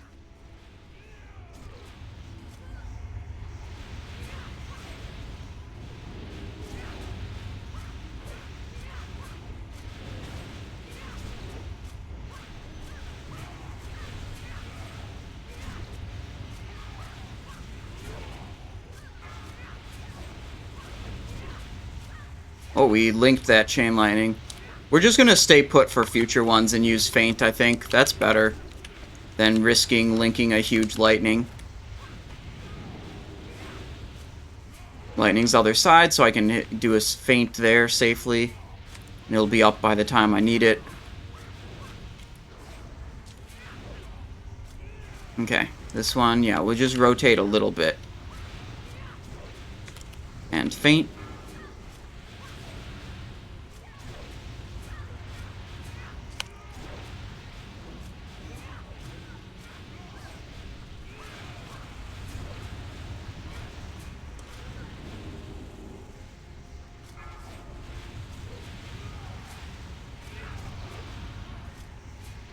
Okay, looking good.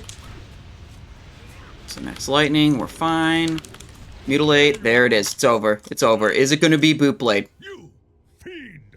You are not my beloved. I don't know if he actually used the... Maybe the cap failed. Maybe he didn't use it. I don't know. Behind all the evil that has befallen What's it going to be? Runestone. That's a good item, but not really for assassination.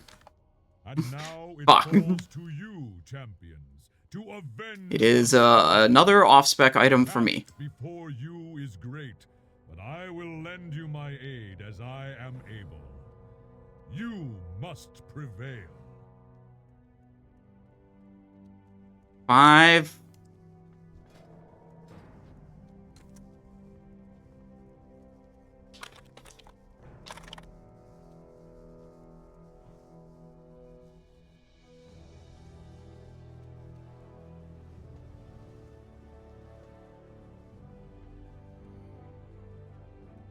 Unlucky.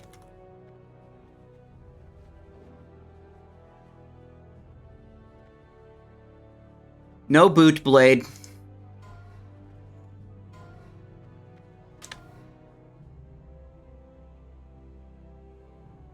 Damn, I'm sad we didn't get the masticator. That's what really unlocks combat for us, like having runestone. Like we can use the trinkets that are good for assassin. Never. Fuck combat. Whenever you want to.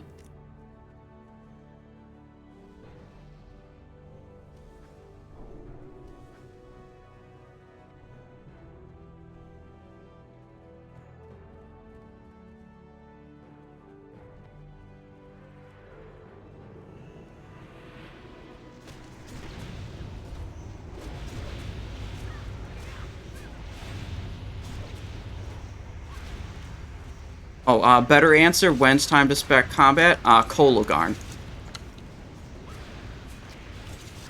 And then go back. Then go back to the good spec.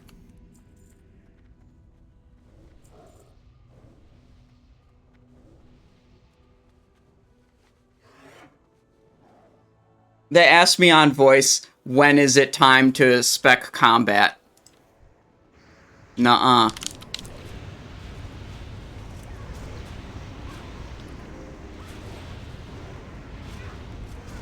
The time is Kologarn. It's like I said, the time to spec combat is Kologarn, and then you just go back to the good spec. Oh, I could go do the Mimiron trash if you want.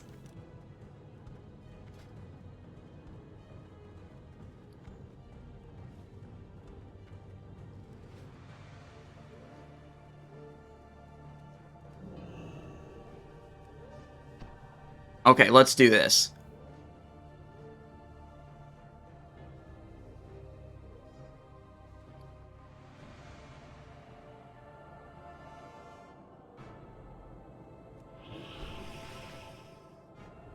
Well, the belt has 5 seconds. We'll be good. We'll be fine. Trust. Good.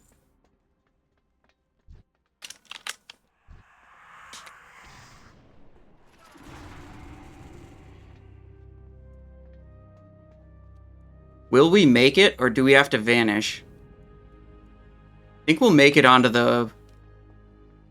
We're committed now. We either make it or we die.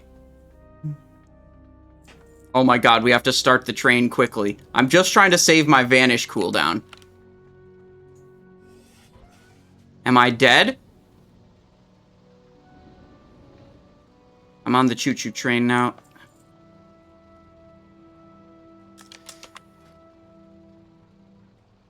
Stuck in combat. Okay, now I'm out of combat.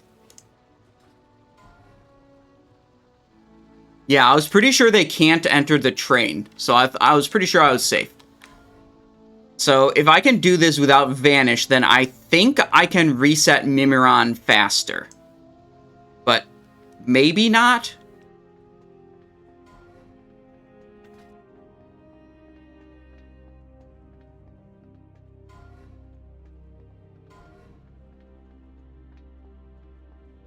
Circlet of True Sight. Male. Hit crit AP. Belt of Crystal Tree. This one was Iron Council. We were mad about this one because it wasn't Masticator.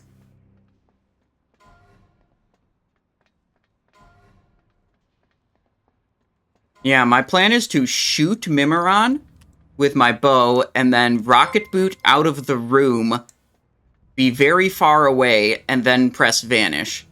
And maybe that will be good. I've never gotten a fast reset on Mimiron.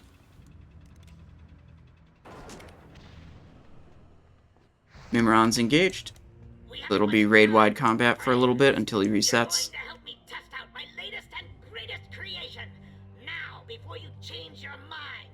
We are now in combat.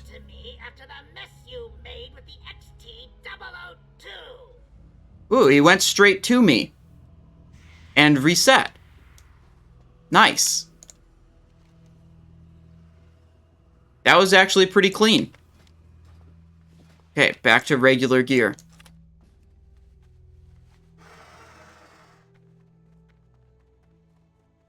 Okay.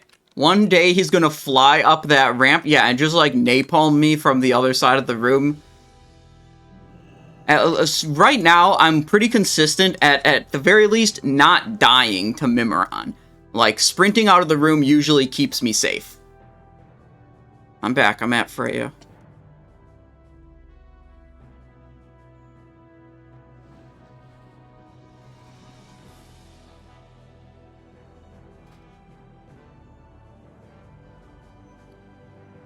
One, two, three. Stock skin. Okay, so what are the big items left for us to get? We'd probably bid on a Cerulus if it dropped. Actually, we should investigate this right now.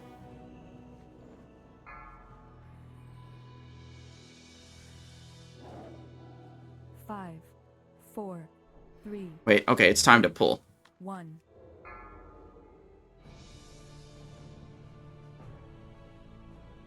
Index channel, where is it? Weapon comparison charts. Shared Google Drive. Combat chart. Okay, boss time.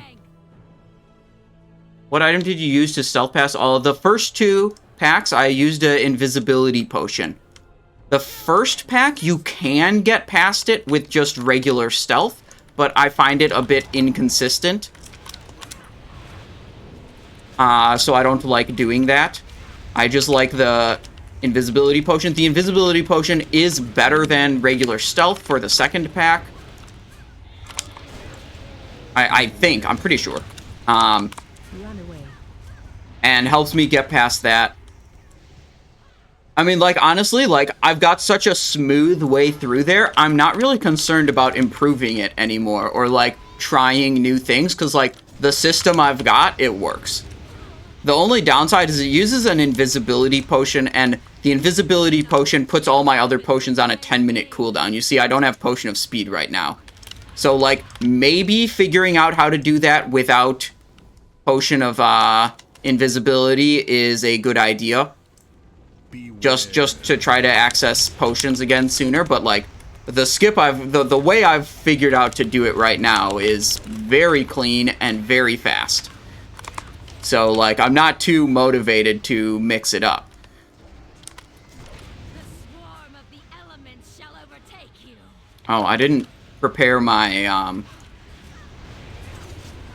I did not prepare my Fell Striker.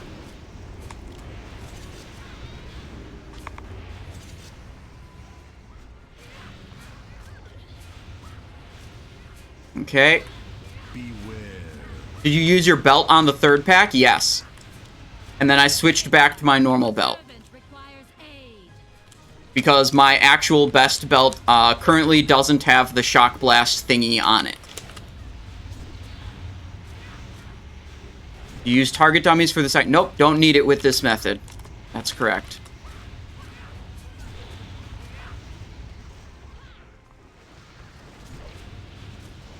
The swarm of the elements shall overtake you. Okay.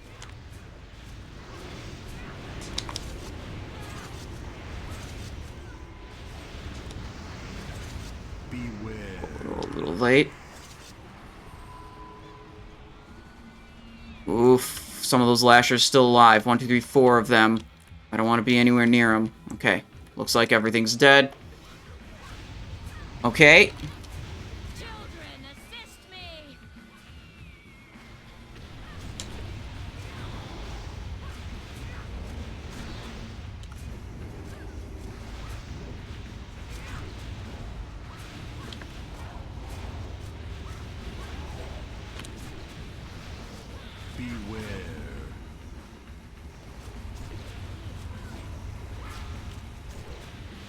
Oh, Water Spirit's still alive. It charged away. I didn't see that. I thought it was just dead.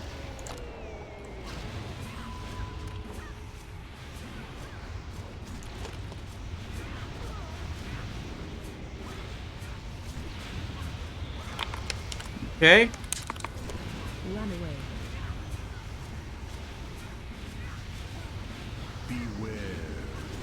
Use a nice feint to greatly reduce the damage from that ground tremor. Stack up again, so if we get light beams, you know, I'll be able to move, just spin away like I was.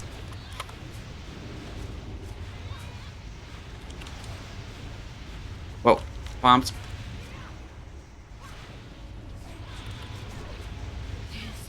There it is. There it is. That's Freya kill right there.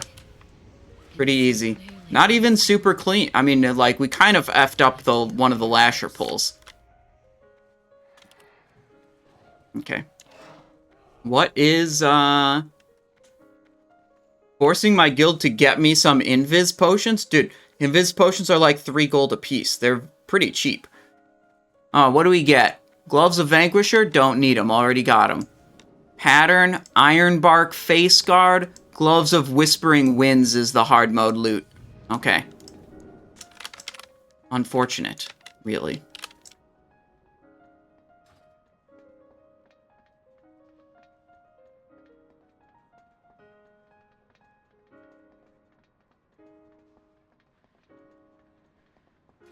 Yeah, I think you can catch the belt activation if you look really close in the VOD, but yeah, I did do it. I was like running this way, and the mobs were like back left when I hit it.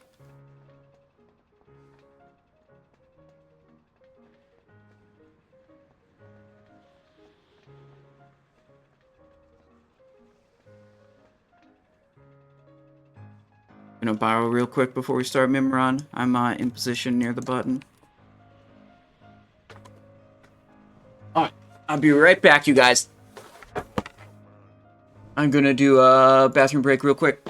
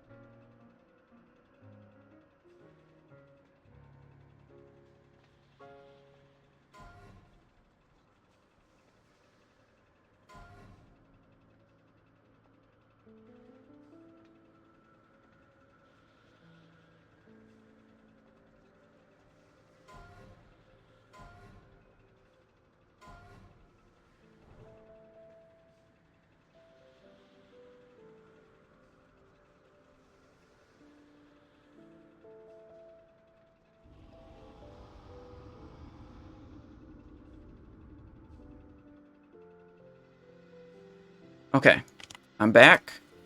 Now we need a weapon swapper.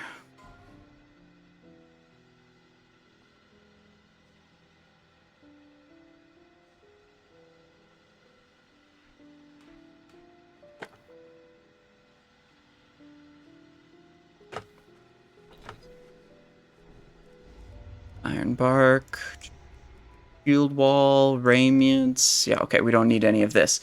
Okay, we're good. We're good, we're good. Only the cologne works in raid. I don't know what the chocolates even are, honestly. Wait, I thought I removed this. There we go.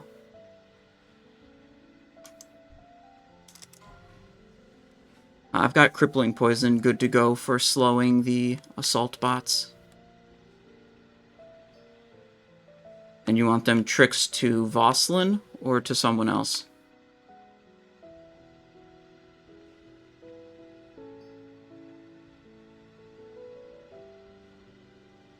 They'll be like super slowed. 100% uptime, yeah.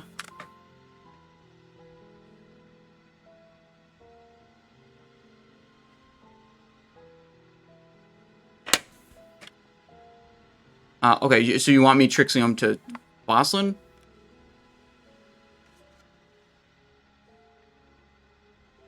Sure.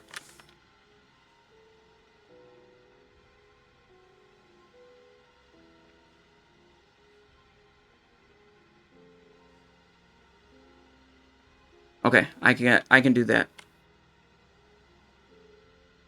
Easy way to macro a Mania and offhand Bootblade. The only thing I found is a bag slot equip macros. Yes, there's a video about weapon swapping Yogg-Saron.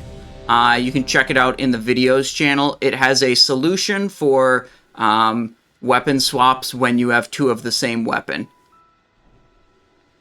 Invis trinket instead of the potion. Oh. That only lasts 10 seconds, I believe. I think I do actually need the full duration to get into that second pack. But that's a good idea, Massacre. I had not even thought about that. I'd have to check the VODs and see how much duration I actually need. 2, 1. Yogg-Saron, thank you so much for the Prime sub. Welcome to the stream. Why would you go and do something like that? Didn't you see the sign that said, "Do not push this button"? How will we finish testing with the self-destruct mechanism active?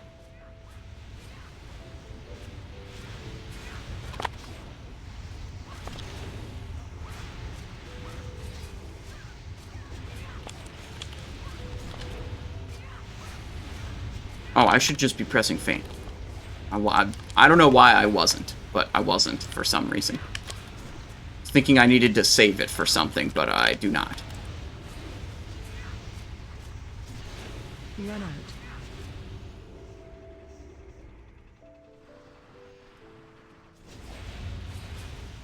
Shit. There's mines literally all around me. Okay. I was shitty position on my part. Fire under the boss.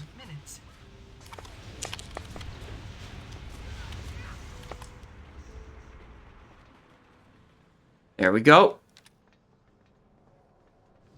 Wonderful! Positively marvelous results!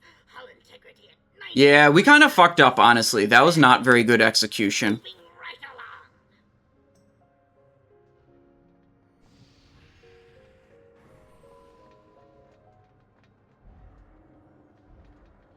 Probably gonna trick So What Up instead of Ginster. So What Up looks like he's pumping huge. No, Ginster's gonna hit his demon form. That's probably a more valuable tricks. Behold, the VX-001 anti-personnel assault cannon. You might want to take cover.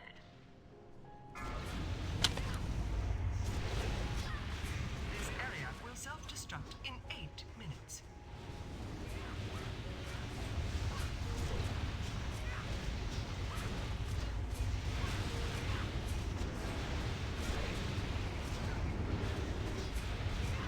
Watch your step.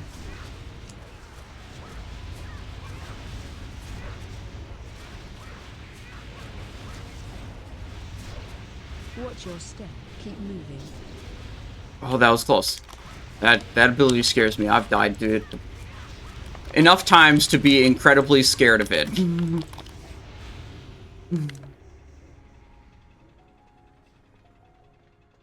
Alright, we're swapping into our crippling poison weapon. Have yielded some fantastic data. Now, where did I put? Oh, there it is. Now, Our main job is to kill assault bots. We even have Shiv on our... This area will self-destruct in 7 minutes. Isn't it beautiful? Yeah, there's a... I call it the magnificent aerial command unit. Yeah. There'll be a very limited amount of threat on it.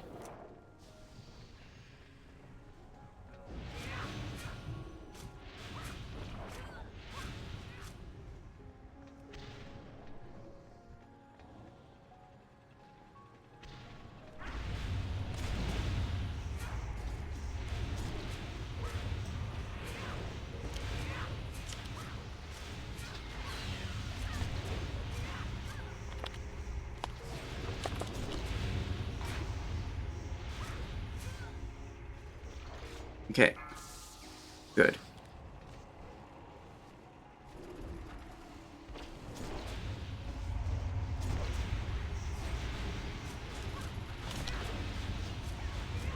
This area will self-destruct in 6 minutes. Oh, the next assault bots. Fuck. There, we got a Shiv on it. I got distracted by the head. I was stupid.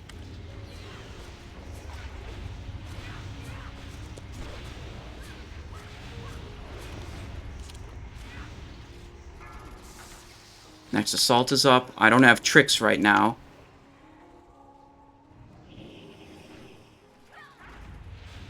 Preliminary testing phase complete. Tricks isn't up yet. Now comes the true test. Fixed it now. There should be some threat.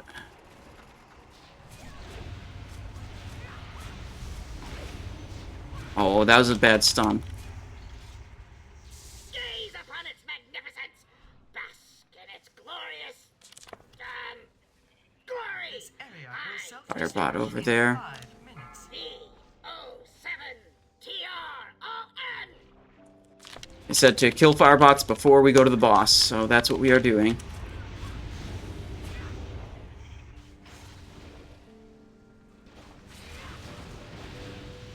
Got fire under the boss. Watch your step.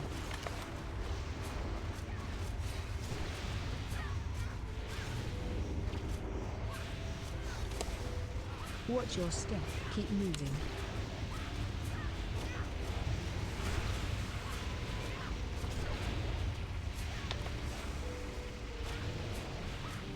Fuck, I went the wrong way. There'll be a shock blast, too. Run out. Oh, we have no sprint effect.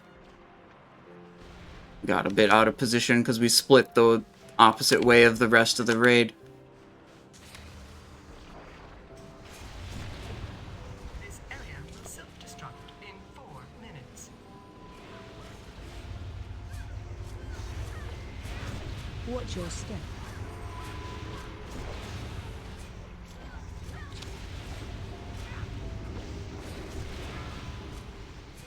Bombs? Okay. Run out. You're not going to get up from that one, friend. I think I was... So, boss was here and I was here. Moving. And it cast shock blast and I ran that way. And I needed to run that way. Self-destruct sequence terminated. Override code A905.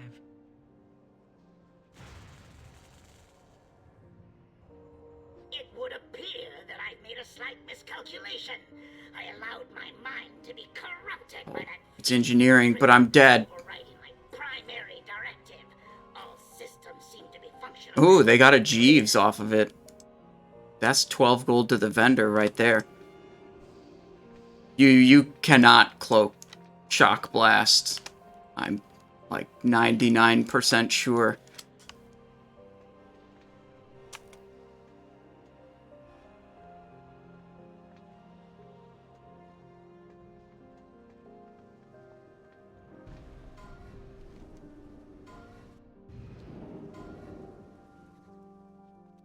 It just doesn't always work. You do it every week. You can do it. Cloak on Shock Blast. I have never heard of that working before up until, like, literally right now.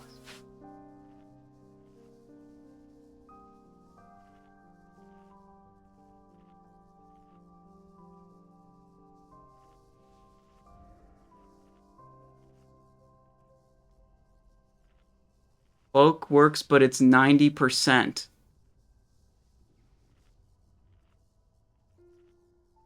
Huh.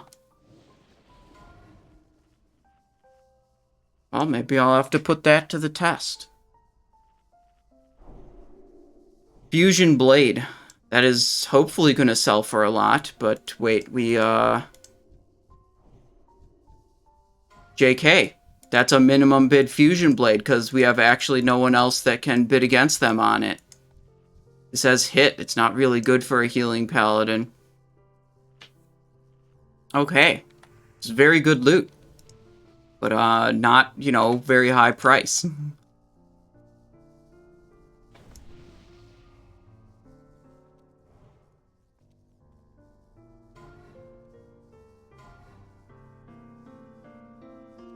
Okay, let's see, what other loot are we looking for? Drape of the Faceless General, not best in slot, but that's good. Comes from General Vezax. The Yogg-Saron loot, obviously we're looking for the belt. The Soul Devouring Cinch is what we really want from Yogg-Saron. That would be insanely good.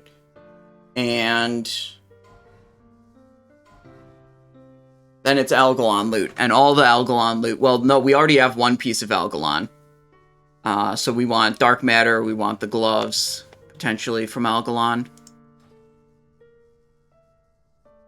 Better cloak than the General Vezax, the Drape of the Icy Intent from Hodir, 25-man hard mode.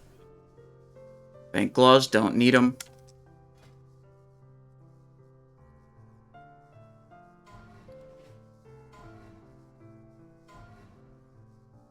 Oh, sure. I went to the Faint group in the Weak Aura thing. Went to the tab that said Load. Then went to Spell Known and put in Glyph of Faint.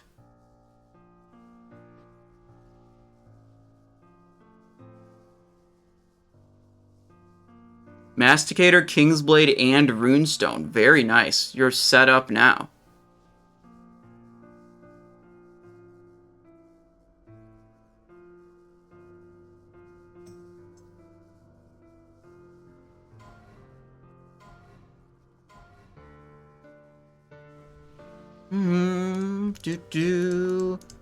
Doing a couple loot items.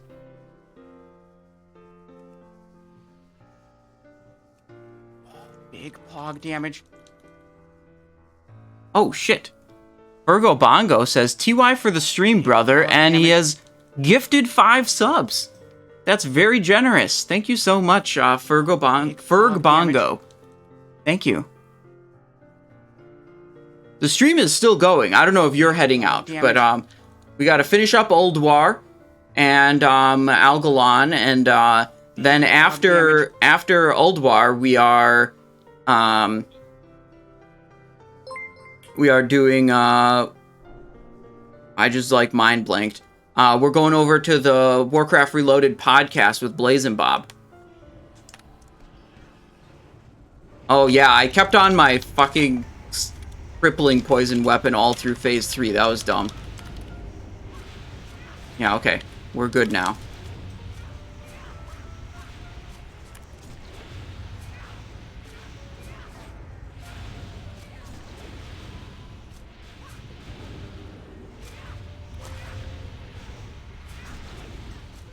Is Bob in fully rested? No. Unless he's in the guild on a secret alt that I don't know about and never uses voice comms. That could be. It could be.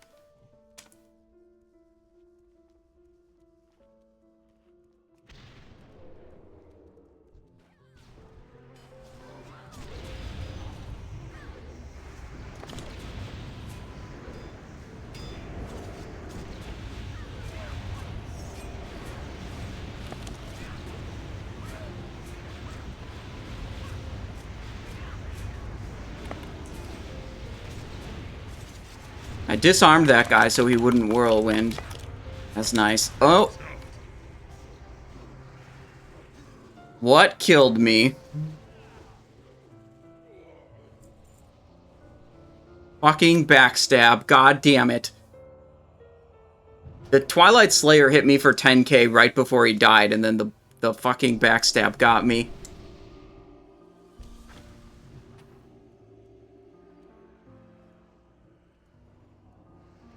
Johnny DeMello, no, not Bob Kuh. Blazing Bob. He runs the Warcraft Reloaded podcast. Oh, I'm mind controlled. Don't have it.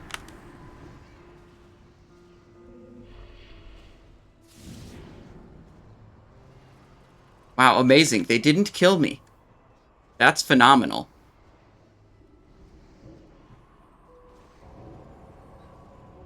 Yeah, I got feared on the last pack and used it there.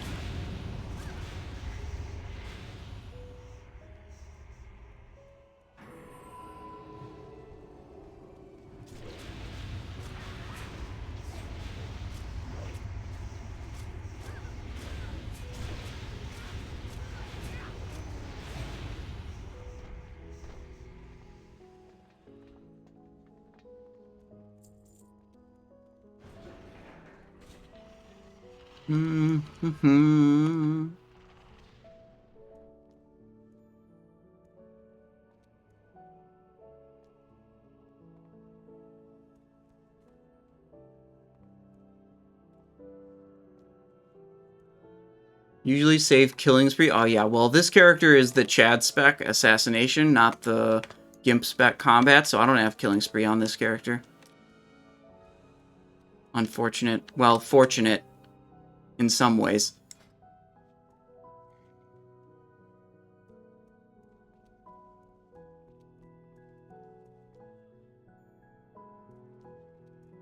Alright, General Vezax. Trash.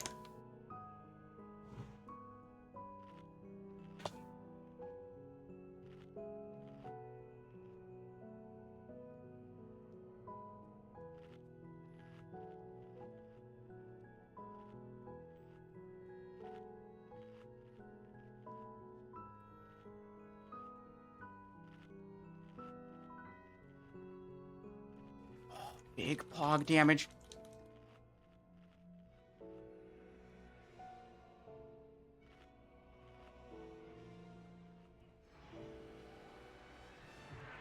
Digital Kid with a Prime sub, welcome to the stream. Thank you. Thank you for the support. I appreciate that.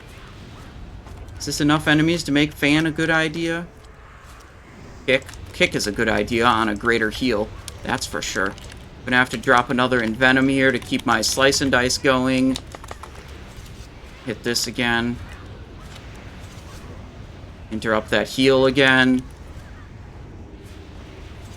Here in 10-man, there aren't as many mobs in these packs. Which makes it sad, because Rogue AoE, like, it works way better with way more mobs. Like, it scales non-linearly with the number of mobs. Did Thorim drop anything good? He dropped a Runestone, which isn't really very good for Assassination.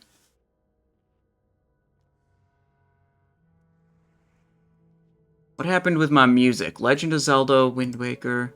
We'll just skip ahead a little bit to a part that's slightly louder.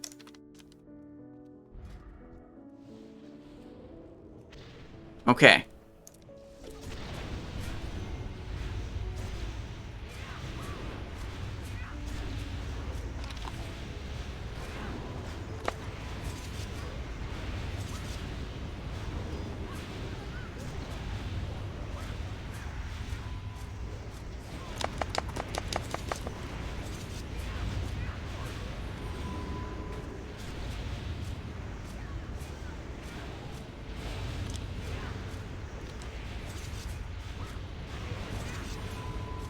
Whoops, switch target. We were generating too much threat.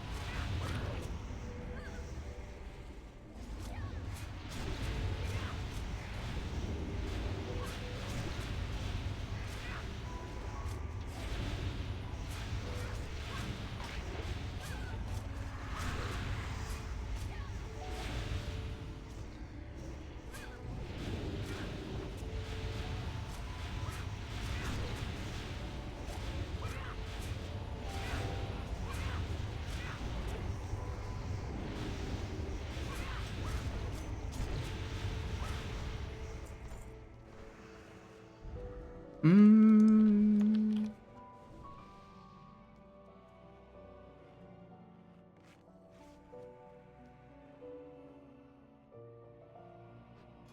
Oh wait, it's still on deaths. Here, damage done. There we go. Davy Jones, hello, how's it going? Oh wait, one of my lights isn't on. There we go. Fixed.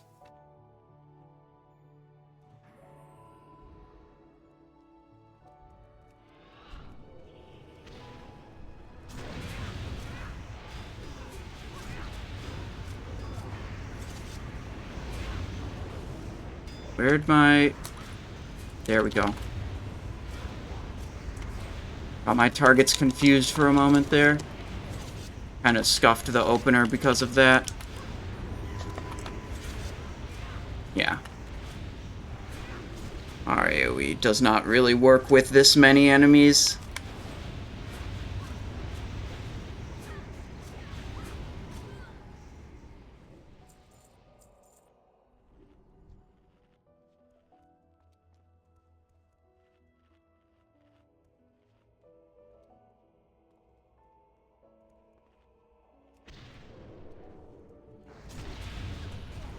Slice. Hunger.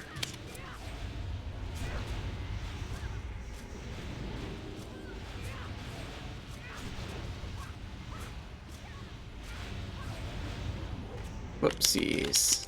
Here we go. Void Beast. Threat. Slightly low. Okay, we're good now on threat. Move like this. And then I'm still on the Faceless Horror instead of getting knocked back.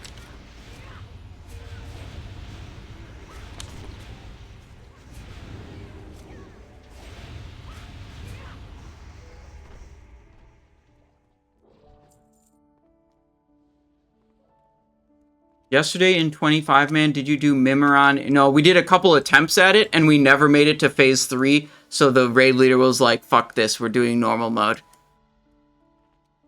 It was, not very good.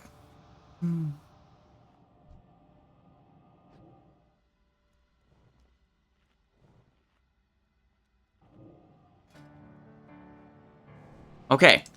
Prediction time. Will we kill it this try? Or will range grief?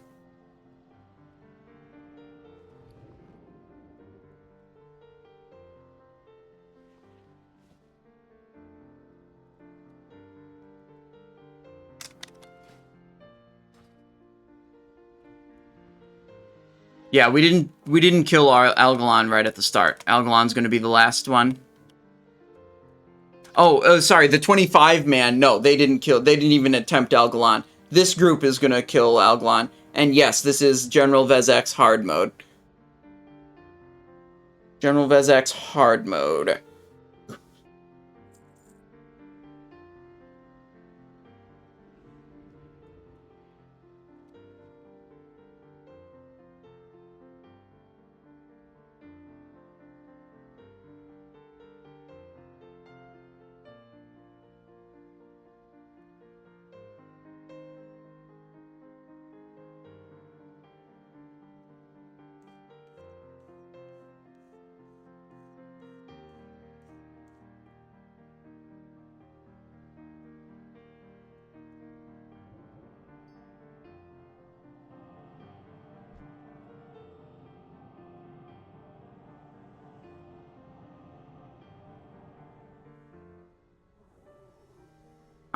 No audio. I categorically don't go out with viewers. Or men. Frankly.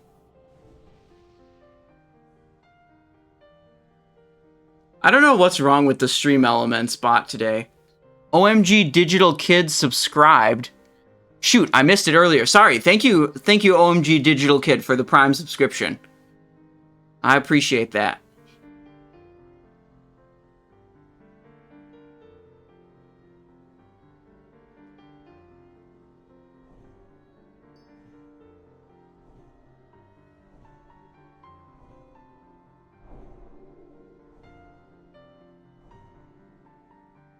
Good. Okay, so this boss is pretty easy for Rogue. You kind of just sit there and do your rotation and pwn. It's great. Determinist with a Prime sub, welcome to the stream. Thank you very much for the support.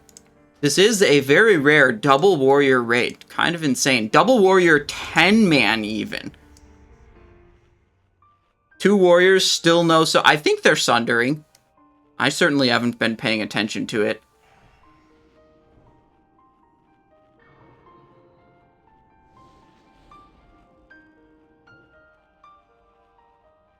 This is one of the fights that I like the most, yeah. Because I get to sit there and, like, do my thing.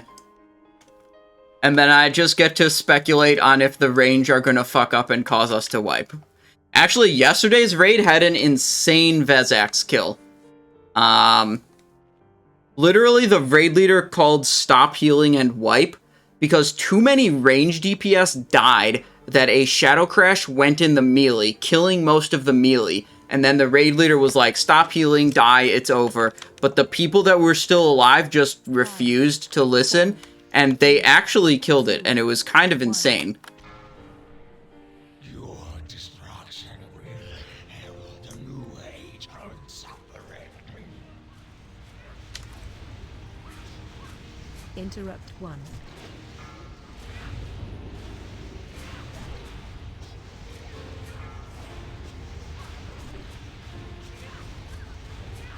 Interrupt 2.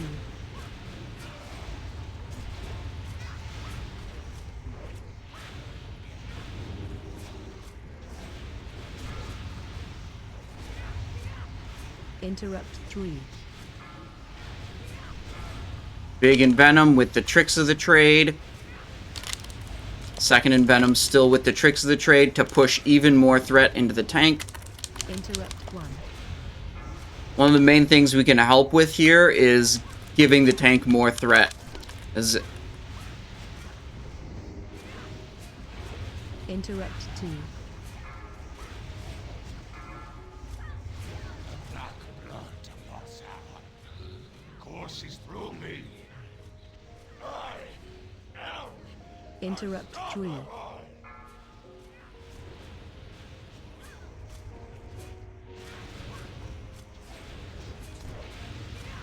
There we go. Interrupt Repositioned. And we're saving our speed potion for when the, whatchamacallit spawns. The Animus. 1. Interrupt 2. Okay, another Tricks of the Trade. We're gonna pool up a bit of energy. Tricks, Envenom, Mutilate, Faint. Get another Mutilate before the Tricks fades. Nice. Big threat boost for Voslin here.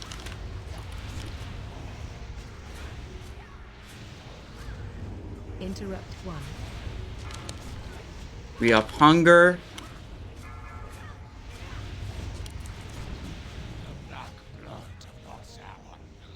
Interrupt 2. Okay. Looking good. Again, Tricks, Envenom, Mutilate. Watching the Tricks timer. Interrupt 3. Venom right before it fades, so I got 2 Envenoms in that Tricks of the Trade. It caused me to clip a little bit on the Envenom, but that's pretty okay. Like, I lose a little bit of damage, but the goal of doing that was transferring threat, and I transferred much more threat by putting those 2 Envenoms into the Interrupt Tricks. 2.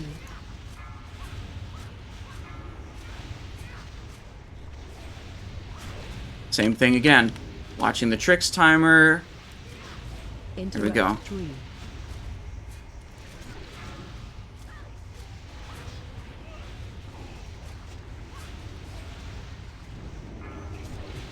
Interrupt 1. The range damage finally caught up. Courses through me. I am unstoppable. Interrupt 2.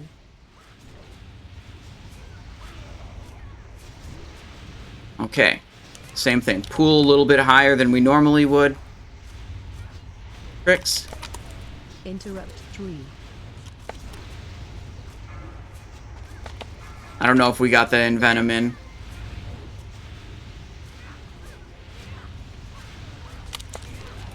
Interrupt. Okay, now Animus is spawning pretty soon, so we are not going to Trix the tank on Vezax again, because we want to make sure our Trix is available for Animus. Interrupt 2. And that's also why we haven't used our Cold Blood, Vanish, or Potion yet. Those are all supposed to be used on the Animus to kill it as quickly as we can. The black blood of Yogg-Saron courses through me. Begin.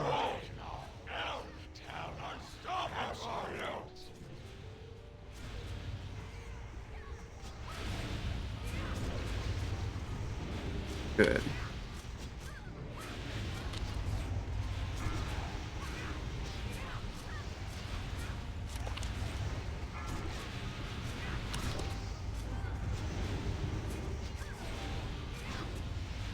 Big damn.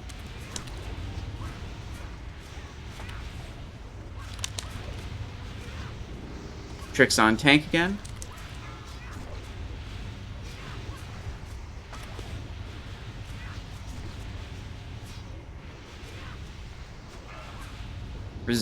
Resume kicks. Interrupt 1. Okay. For once, range did not grief. We got a Void Saber. That's not really something we want. Darkstone Ring. Hit crit strength. Vestments of piercing light. Okay.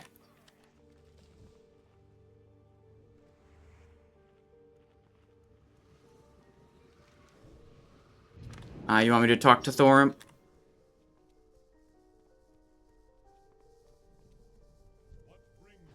Talk to Thorim. Okay, doing it now.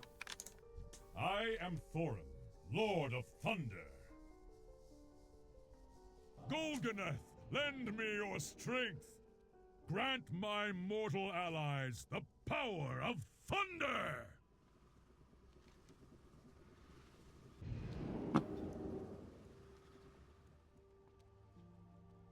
Okay. Champion of Ulduar? What is... okay, we gotta go prediction. We actually did one-shot Vezax. Next prediction. Even more important prediction. Will Soul Cinch drop? Here you go. 5 minutes predicting whether Soul Devouring Cinch will drop. Big pog damage.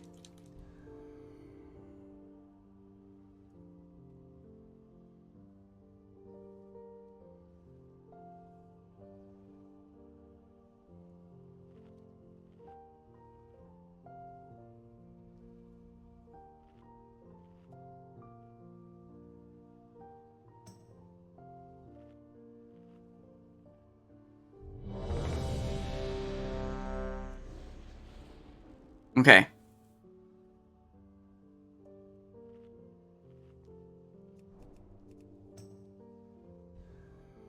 Defeat each boss in Ulduar 10-player mode without allowing any raid member to die to that boss at any point during that raid.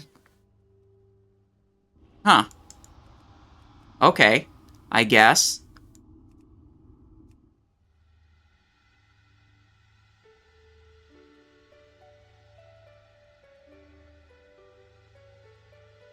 Yeah, if belt drops, there are people that are going to fight us for it. Back left, Simon.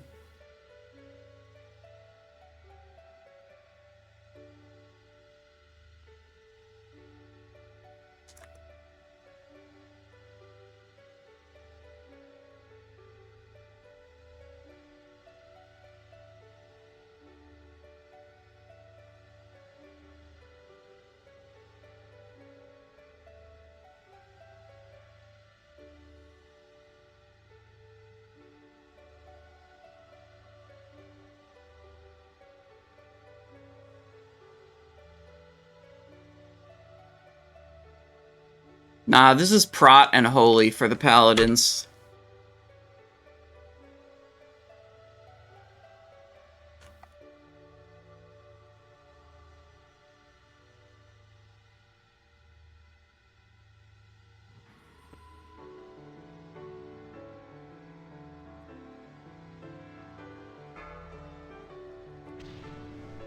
Whoops.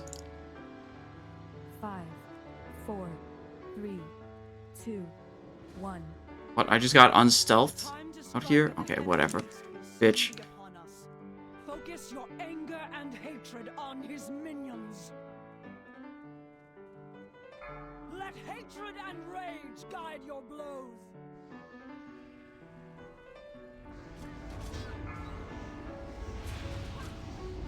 Fucking... We didn't make it through. We didn't make it through. That was too tight.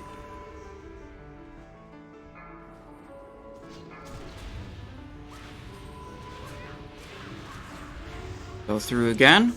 Yes, show them no mercy. Give no Don't get pause to your exploded. attacks. Powerless to act.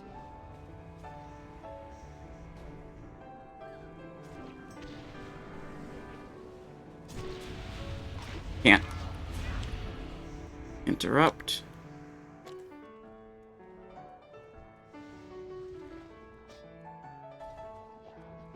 Yes, yes, show them no mercy. Give no pause to your attacks.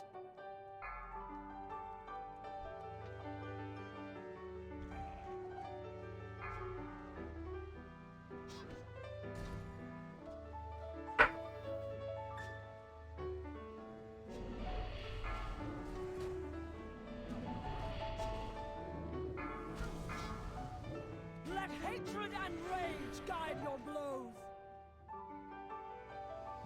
Oh. Wait, it reset.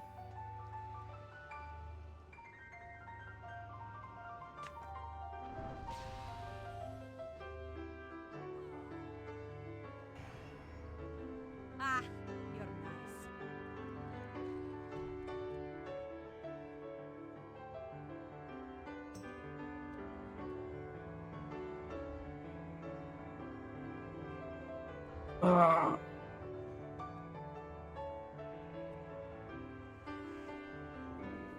Big pog damage.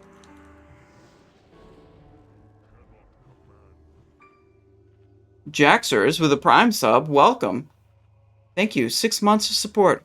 Welcome back, Jaxers. I appreciate that.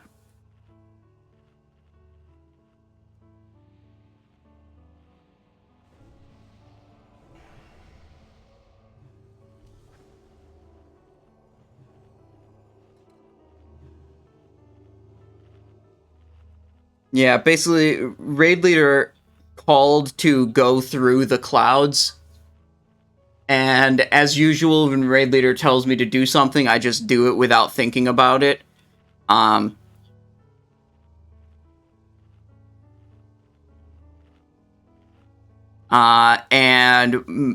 the tank's position was fine to move between two converging clouds, but I was a little bit farther behind. So when I just like moved through the converging clouds, when the Raid Leader said so, it was not good. They were too close together for me to make it through safely.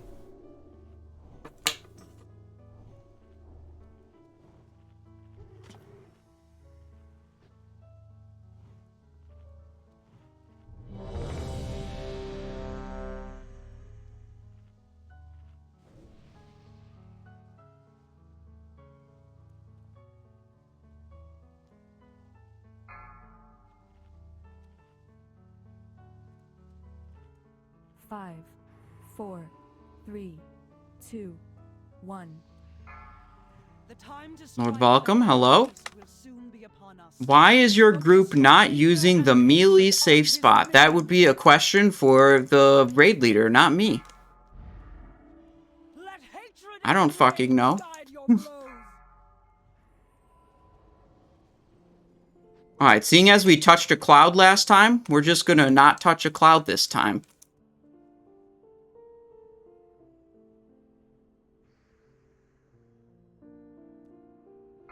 Target you. Yes, show them no mercy. Give no pause to your attacks.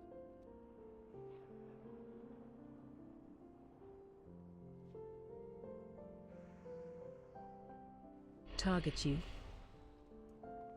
Fervor is damage taken increased. Okay. The other one is a damage over time effect. Yes, yes! Show them no mercy! Give no pause to your attacks! Any good items so far for me? No. There's just been a bunch of stupid combat loot that dropped that I don't really care about. Hatred and rage guide your blows!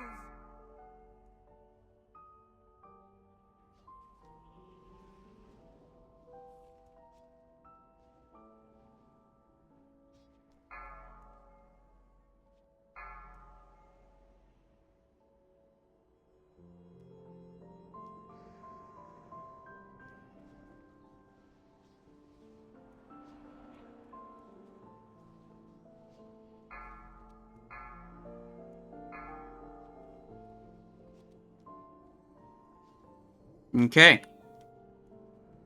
Yes, yes! Show them no mercy! Give no pause to your attacks! That's another Wiperino. And it definitely was not our fault this time. The Void Saber dropped from Vezax. Fatality.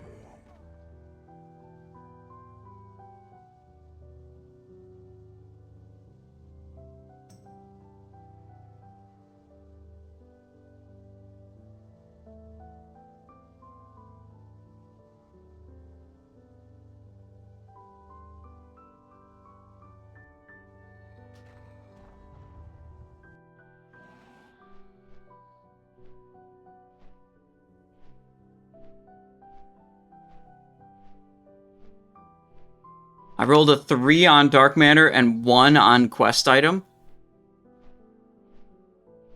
That's terrible.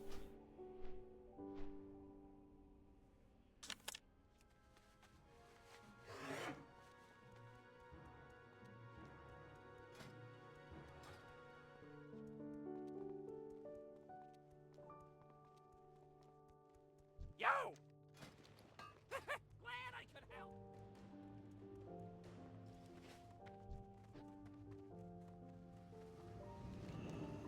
Antitude Prison.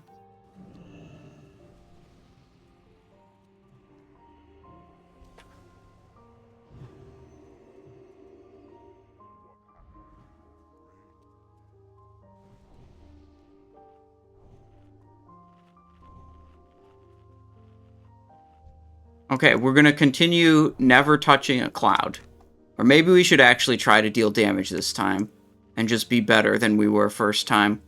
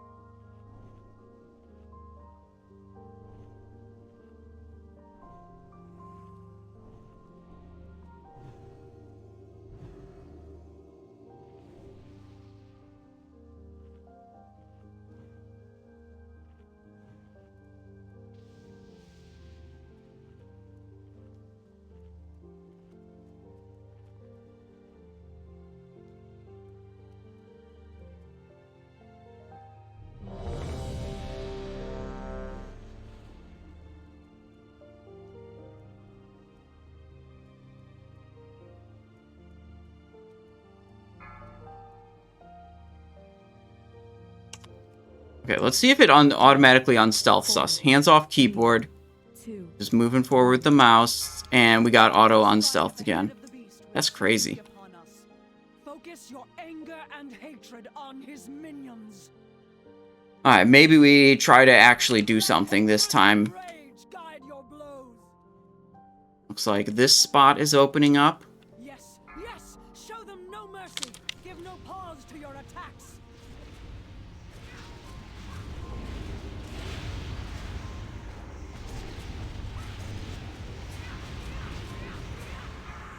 Okay. So this time we don't listen to what other people say for movement. We are just gonna mind our own business.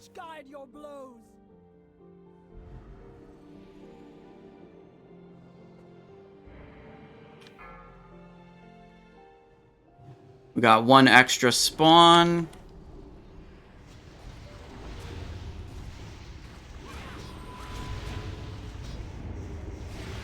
Wait, are these going? We can go this way. Let hatred and rage guide your blows. Yes, yes! Show them no mercy! Give no pause to your attacks!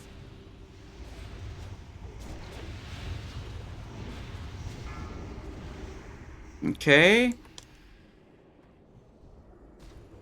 Threat is low here. Paint is up.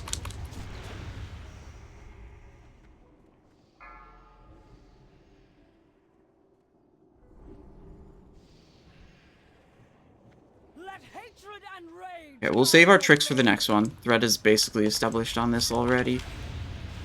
Tricks was like just barely coming off cooldown as it came in. It was just a couple seconds late.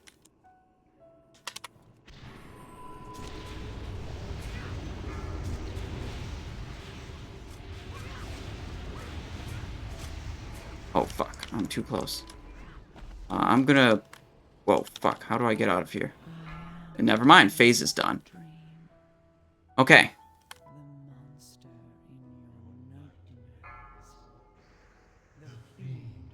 Thousand faces. Power before my true form. Bow down before the god Upon of your death. own hate! Okay. This is one light, yep.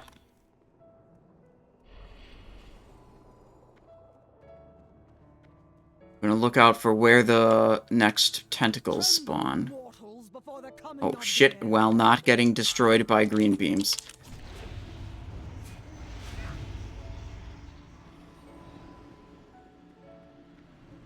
Suffocate upon your own hate!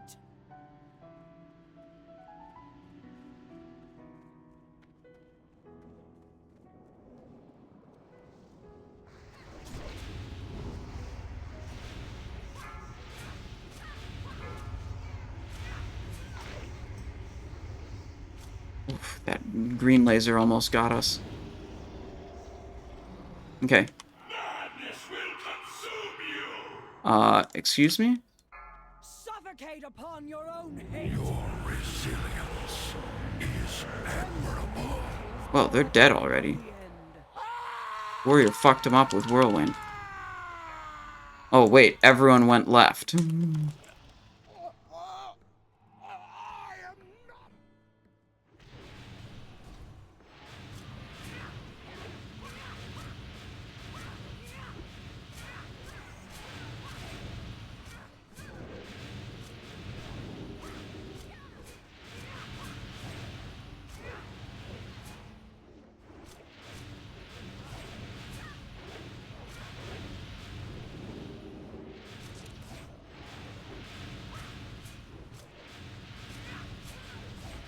Look upon There the we go. true face of death, and know that your end comes soon.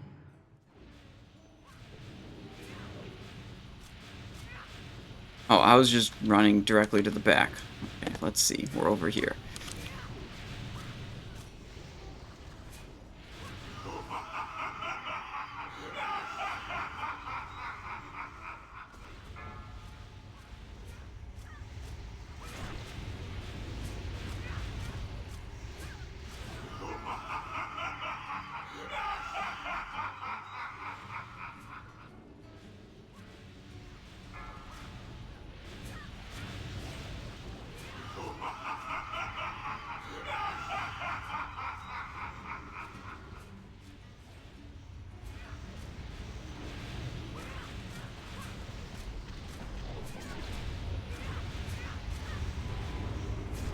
Okay.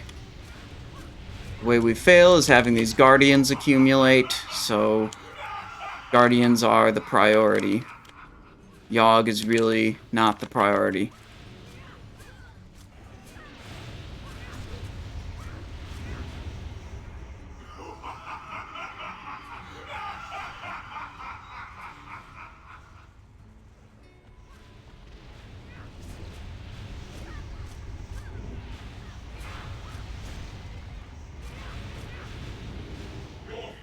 And it's dead. And where's the belt? King's Bane. We don't need that. Signet of Soft Lament. Fuck. No belt. Okay, but Algabong is next. Maybe there's good loot from Algabong. Okay.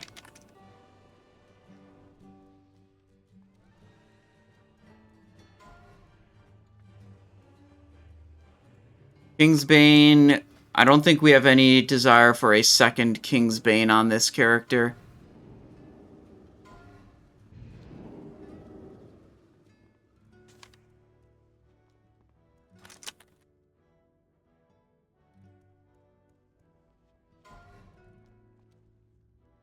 Maybe Void Saber for 1k. I mean, there's like, we might never use that item. It depends on what kind of main hand we can get for combat.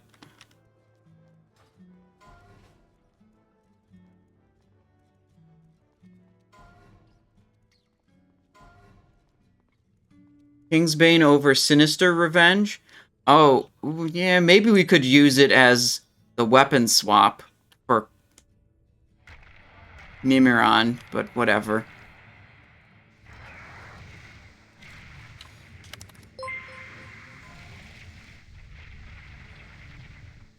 Void Saber. Okay. Now we could get Cerilus or Masticator.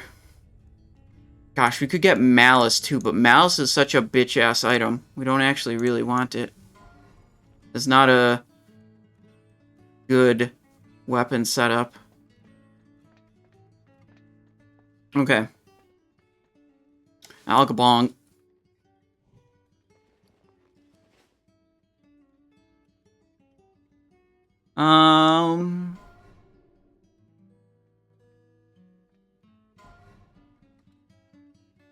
We did it, lads. We got here before Algalon's arrival. Maybe we can rig the systems to interfere with his analysis.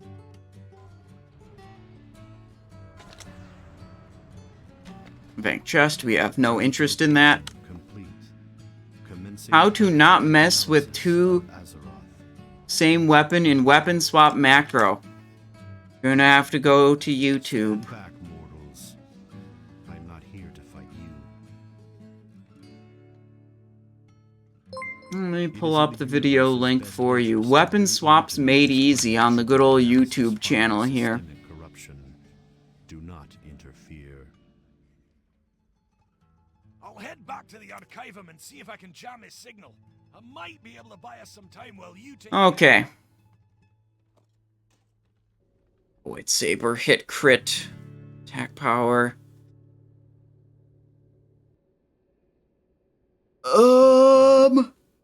I mean, actually, if we get a fist weapon, if we get a Masticator, this is better than our Kingsbane as a offhand item. That's for sure.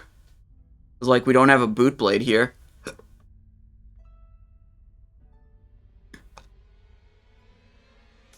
Boot blade and Blade Twister are the two options that would be better than this for combat weapons.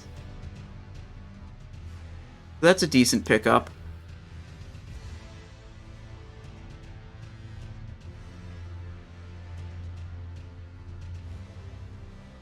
Alfalfa, if you're curious about hit and other basic information like that, this is what you're going to have to do. You're going to have to go to the Simon I Show Discord. And you're going to go to the Index channel. At the top of the Index channel, you've got BIS lists, you've got talent specs, you've got user interface add-ons, weak auras, spreadsheet simulation tool. Then you scroll down just a little bit, you've got upgrade priority, boss strats, hit rating, and caps. Expertise rating and caps. You should read these posts so you understand that kind of information. Why rogues use feint in Ulduar.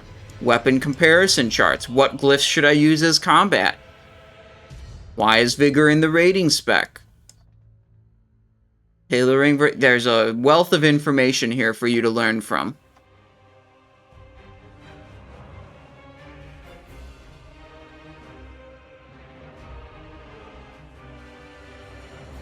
Mm-hmm.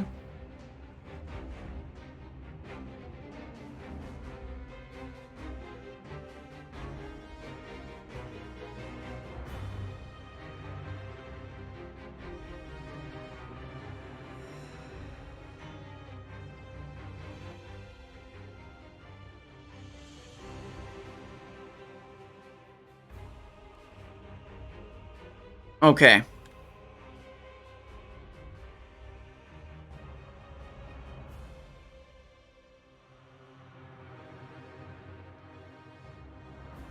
I don't know how long we're gonna take to do this first pull, so I put the prediction up for 15 minutes, and then I'll try to remember to close the prediction when we actually pull. We did kill Algalon last week. Our off-tank is a different person this week than we did last week.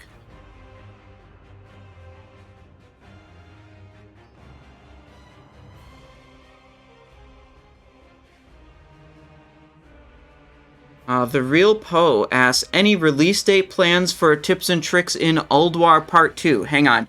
I had that scheduled on my calendar when I was going to release it, but every time I get asked when it comes out, I mark it back another day. So, 1 day later than before now.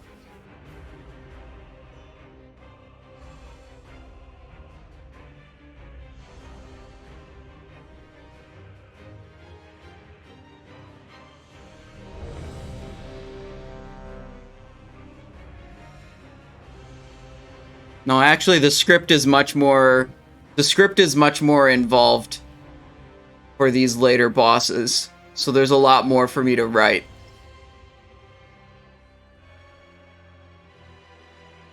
If you use your Twitch Prime, I move it close. That is actually true.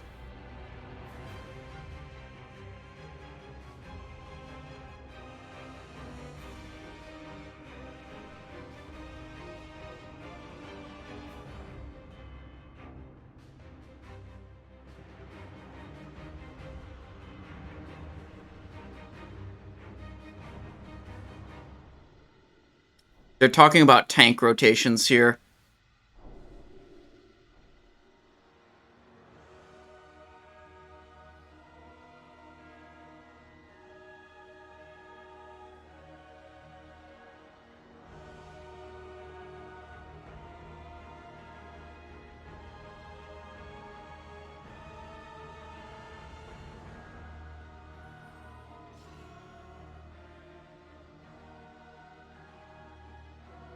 For the melee, you want us moving from left foot to right foot on every single Cosmic Smash? Is that right? That's what I usually do.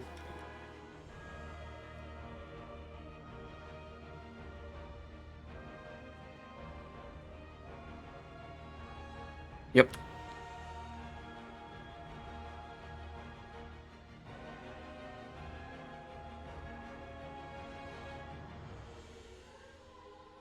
Just listen to my calming voice. I'll say left foot and right foot. Or if it's fucked up, I'll say out.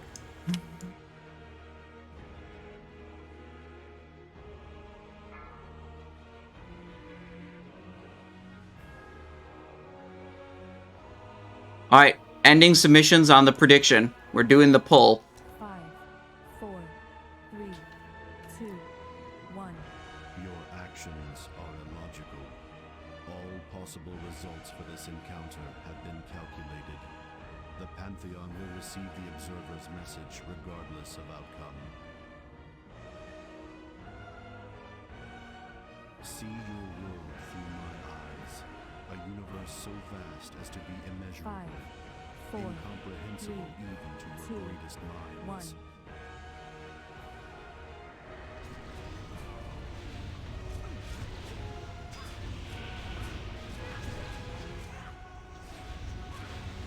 1. Really tight stack, left foot.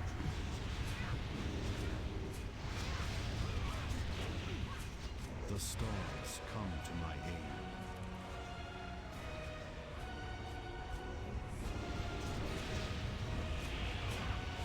Watch your step. Right foot, right foot.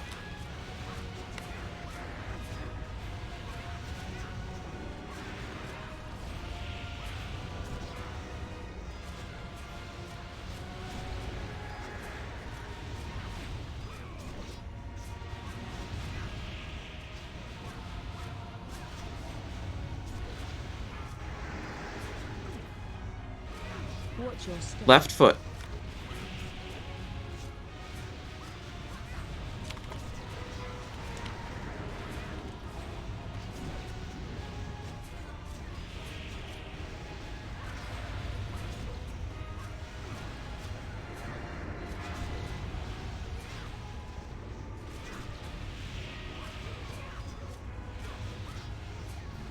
Watch your step. Right foot.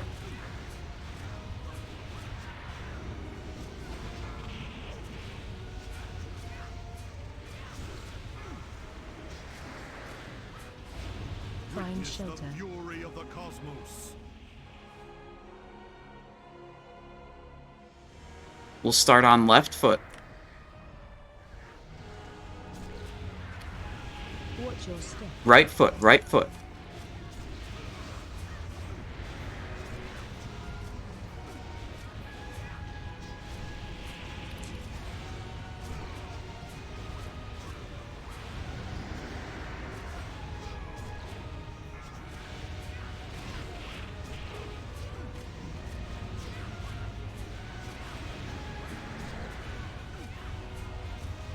Watch your step. Left foot, left foot.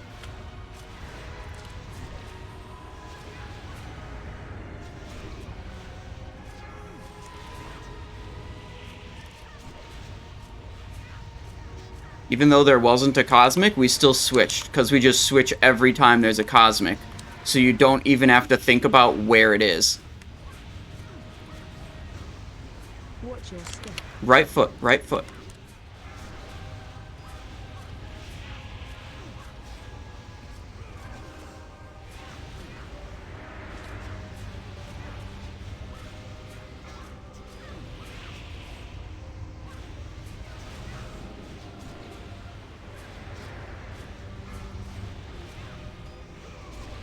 Find Witness the shelter. fury of the cosmos.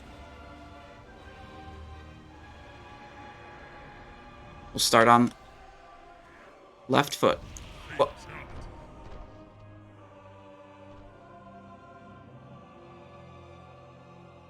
The Shadow Priest did not have Glyph of Dispersion on. We are all dead. So the cooldown on Dispersion was not ready for the second Big Bang.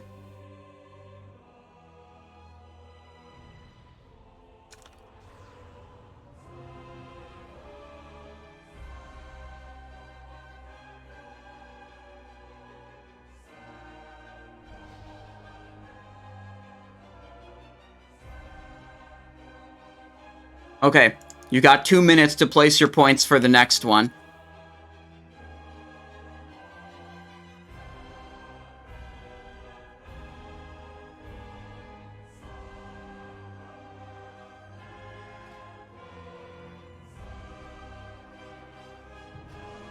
Oh, we paid it out. We paid out the previous one. The next one is up.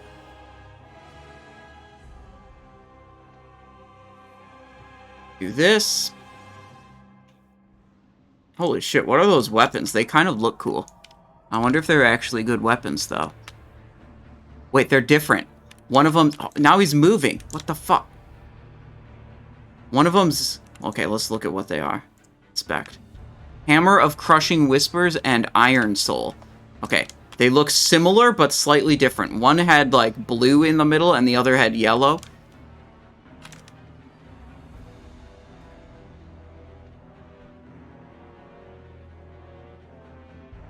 How does that leg switching work? The point is we're trying to avoid the Cosmic Smash ability.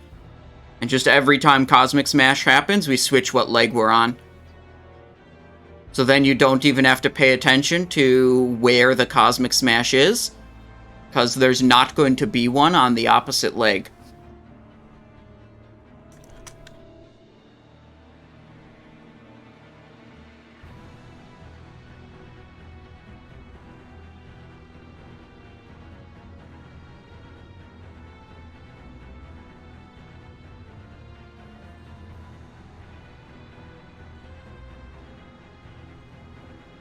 Yeah, there shouldn't be any of the range DPS near enough to the melee that they would interfere with that plan.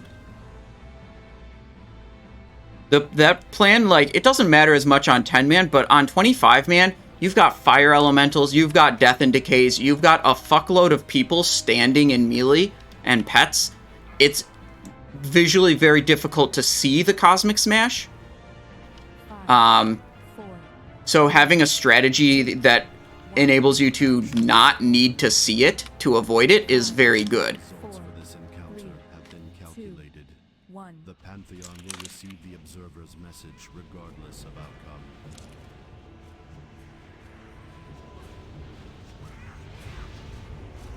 We're on left foot, tight stack.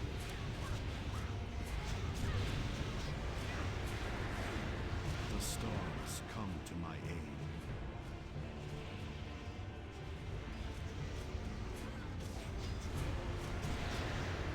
Watch your step. Right foot.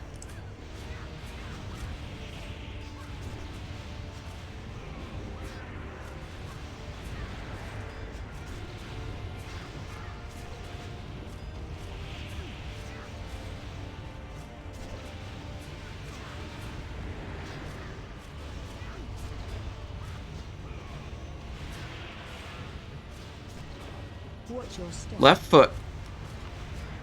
Boss is moving a little.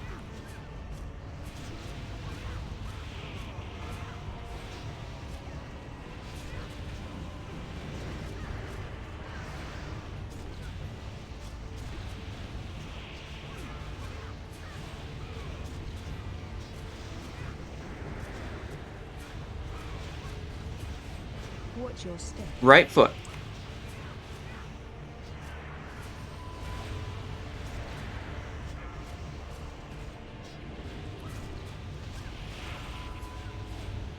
Find Witness shelter. the fury of the cosmos.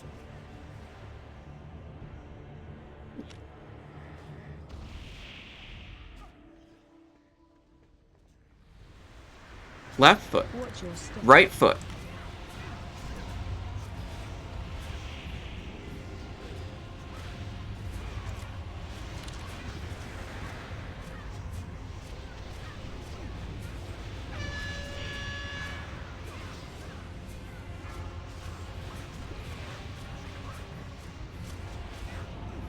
Kinda close to this star. Watch your step. Left foot.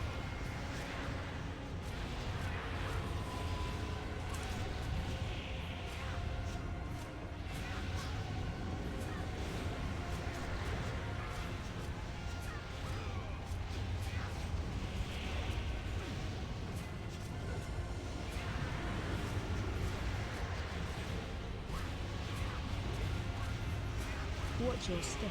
Right foot.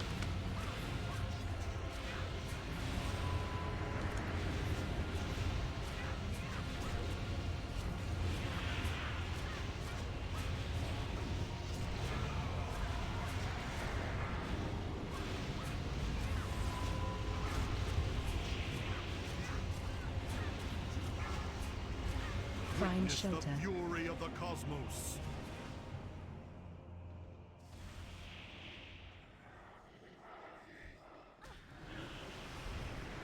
Left foot. Watch your step. Stay left.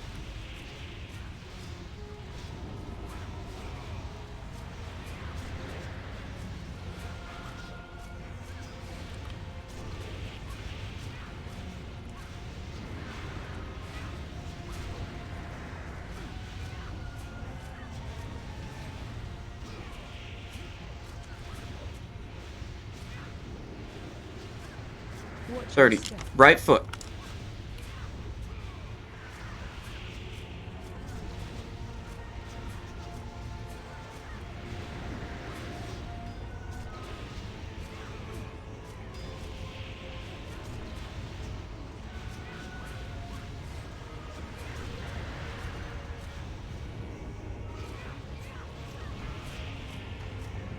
Watch your step. Left foot.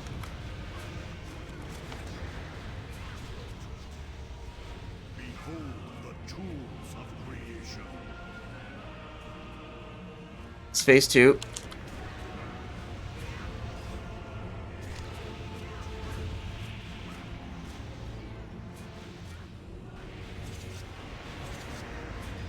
Find Witness the shelter. fury of the cosmos.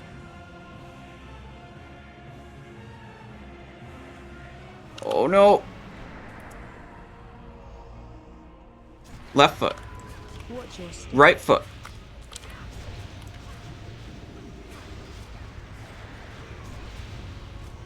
This is it. This is the easy part. It's over, you guys. We're getting that dark matter, bro.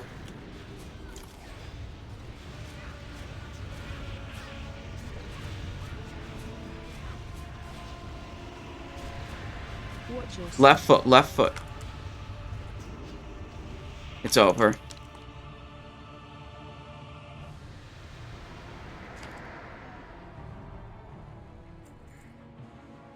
Will we kill it this try? Yes.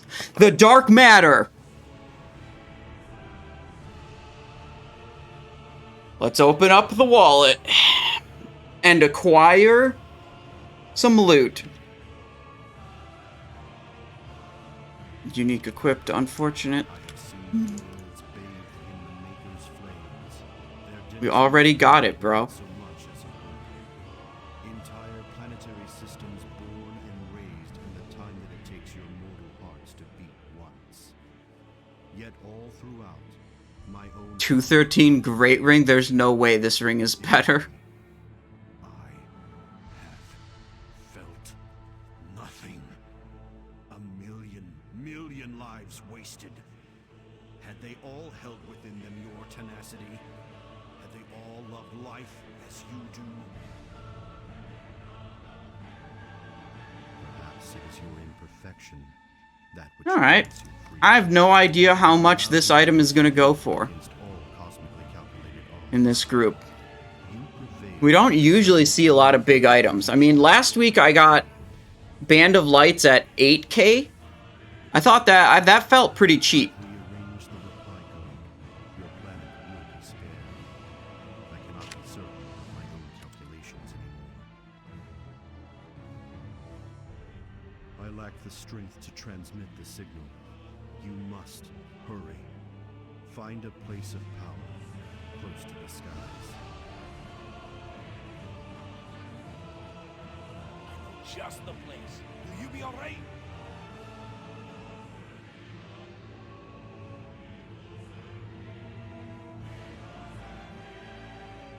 Do not worry. Minimum increment Andes. Can't play with the big boys here. You increment by 100 gold. I increment by 1900 gold.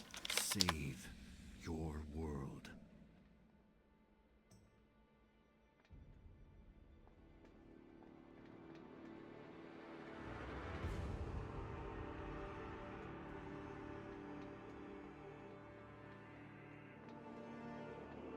Increment by 200 gold. Are you serious? Hate these.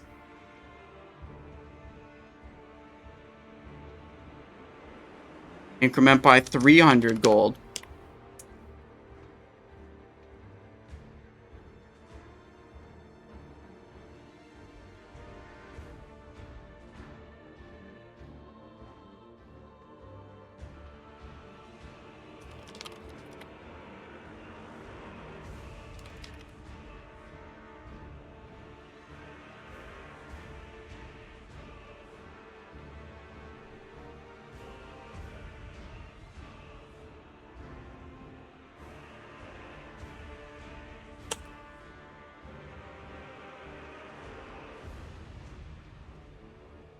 $25,000. I'm actually happy with that.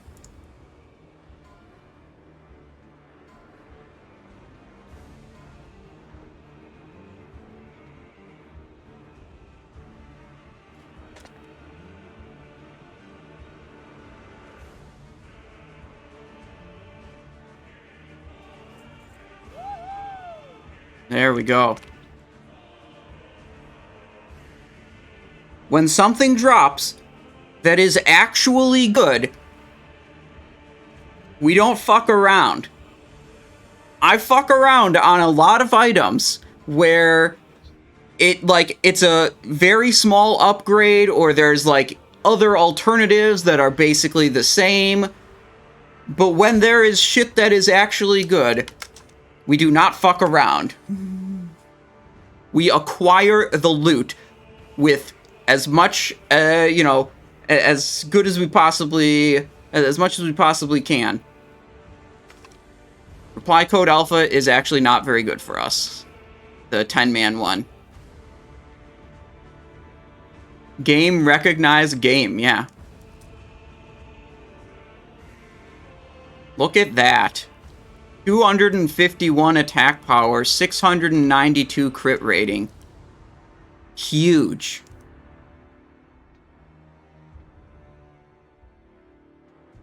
Yeah, this is one of my alts. This is my third rogue.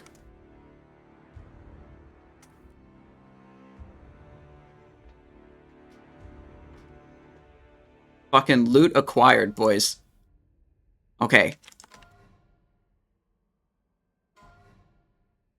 Golem greatness up to...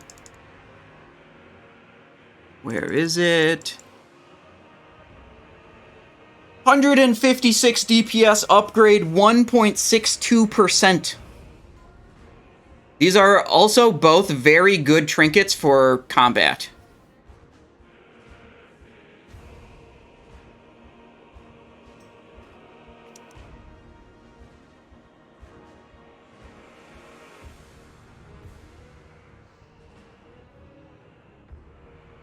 Huge.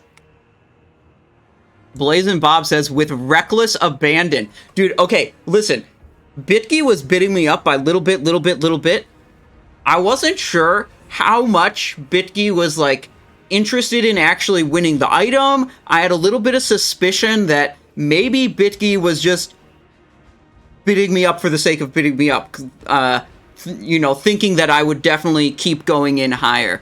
So when the bids got above 20k, I knew I was going over 20k, okay? Like, that wasn't a question.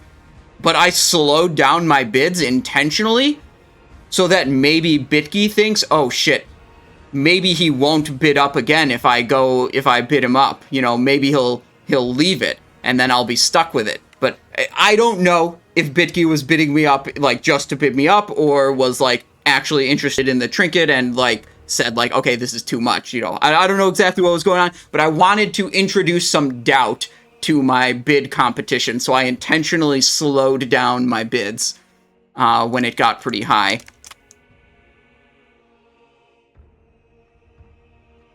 Okay, so we spent 26,000 gold, and we got 6,600 back.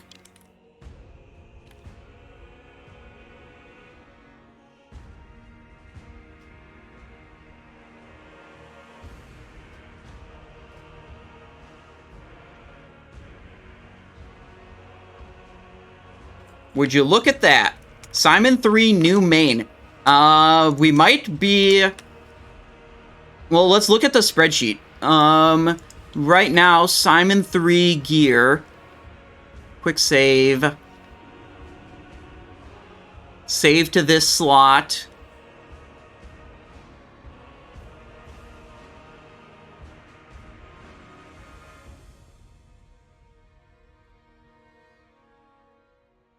And we look at Simon show. Oh. Wait, let me double check, make sure this is current. Yeah, okay, this rogue is now better geared than my main. This rogue is officially better geared than my main. And yeah, okay, we're actually done with raids on this character. We still have a raid to do on my main this week. So it's potential my main will, you know, jump ahead again. But yeah, this character is pretty juiced at this point. Dark Matter, Blood. Like, the only remaining trinket upgrade is 25-man Algalon. Holy shit, dude, that's a big pickup. We got Dark Matter today. This is like a 150-something DPS upgrade over Greatness card. Melee and range attacks have a chance to increase critical strike rating by 692 for 10 seconds. Huge. Love it. This one is one that triggers on crits, so it's less reliable for it to trigger.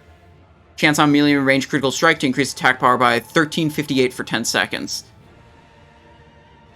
How much percent is that? Oh, the percentage upgrade was like 1.62, I think. We can recalculate it here. Let me load Simon 3 gear. We'll go back to what we had, which was Dark Moon card Greatness. Quick save. And we go up to Dark Matter. 156 DPS, 1.62. Oh, the percentage crit. 692. Hang on. Unhide. Static stats. Crit 45.951.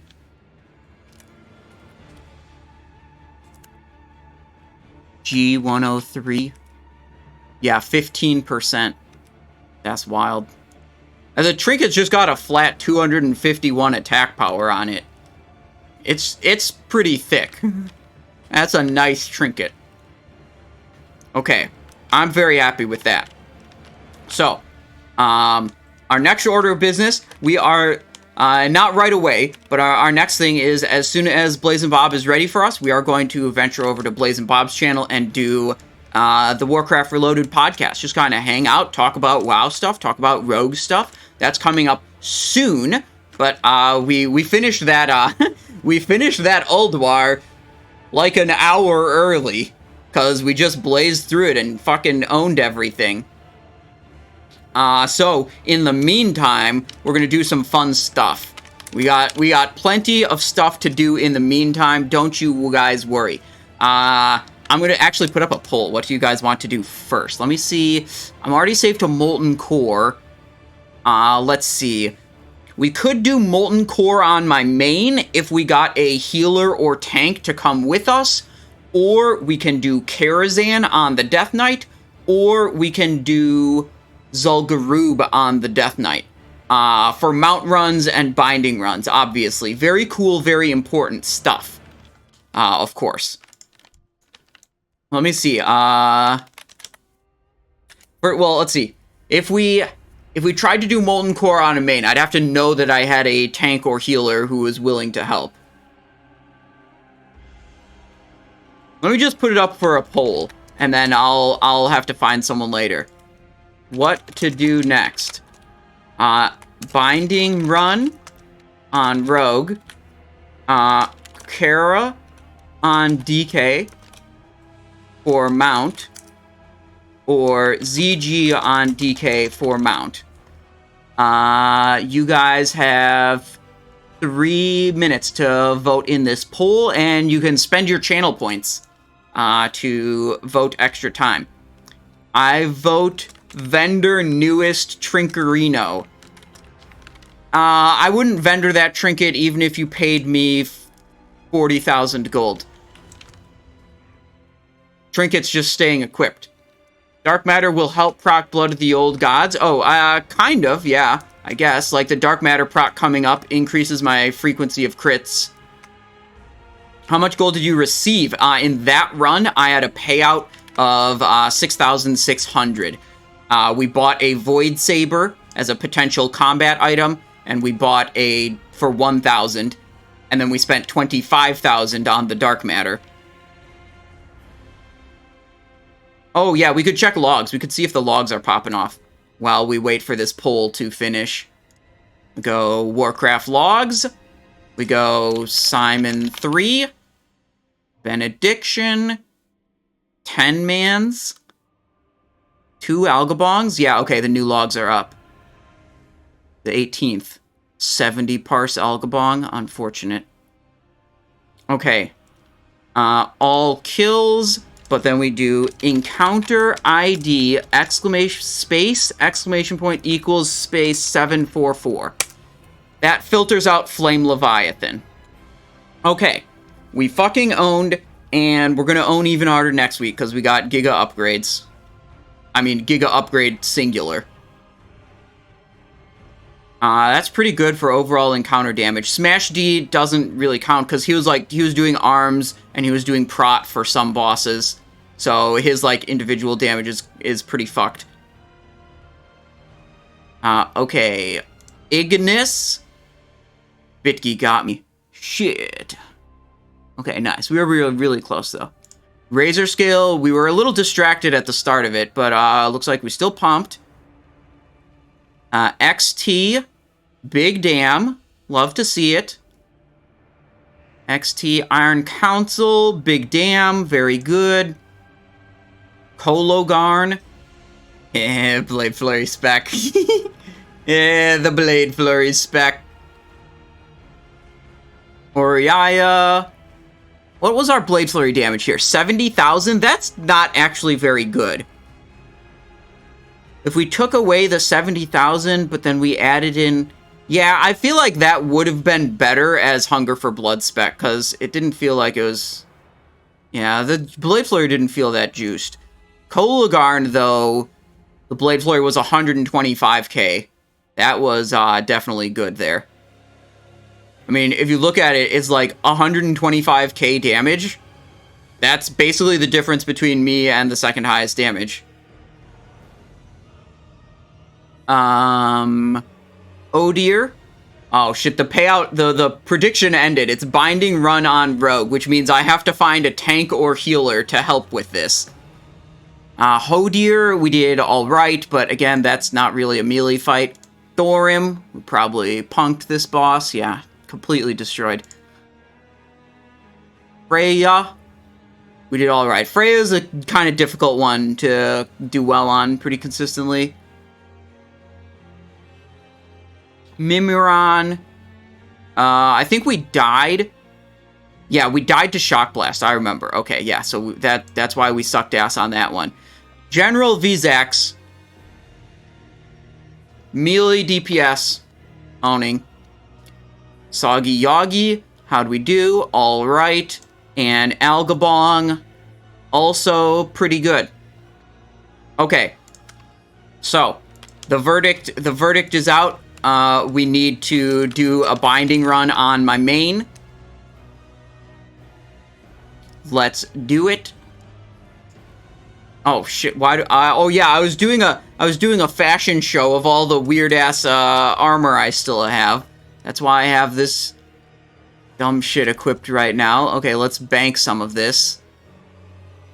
Bloodfang, Bone Scythe, Duplicitous, Valorous TB, dude, we don't need those anymore. Bank, Death Dealer, Storm Shroud, don't need those. Excuse me. Death Mantle, Death Dealer. Bloodfang, Bone Scythe. Oh, excuse me. Don't need those. Wait, the bank is full. Shit.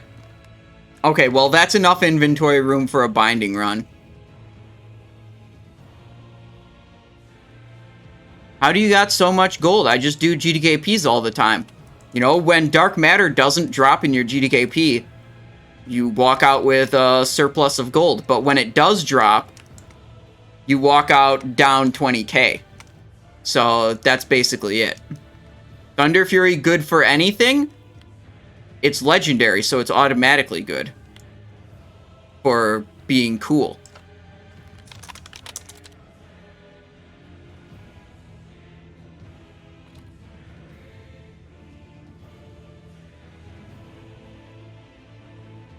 Thunder Fury BIS for fan of knife spec, trust. Not quite. Okay, I'm asking in guild first, then maybe we'll just... if any of you guys are on Benediction Alliance and are able to help with this, please volunteer. Otherwise, I'm going to have to look in trade chat and hope we get someone good. I don't think we have anyone in guild who's interested right now. Wait. No, we do have a helper from guild. Okay. Sweet. We're in it.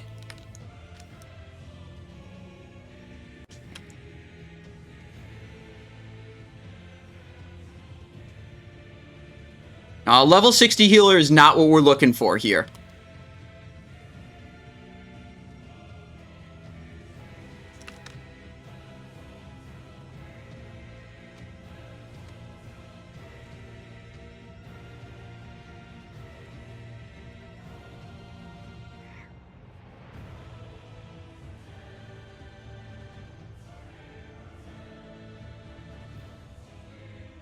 What can I do for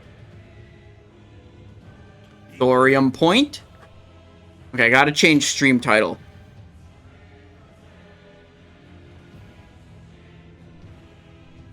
Big pog damage.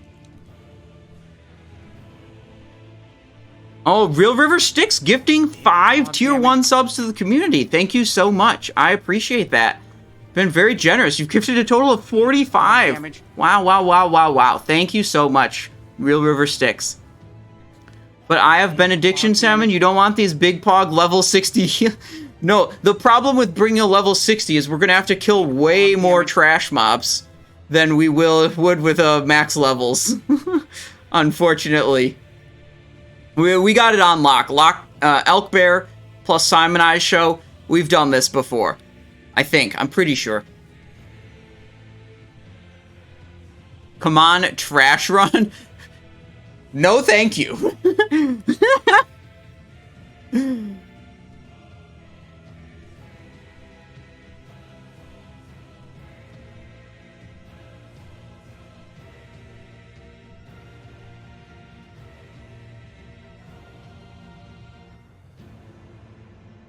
Do you ever use Rupture? Asked Papa Dabs.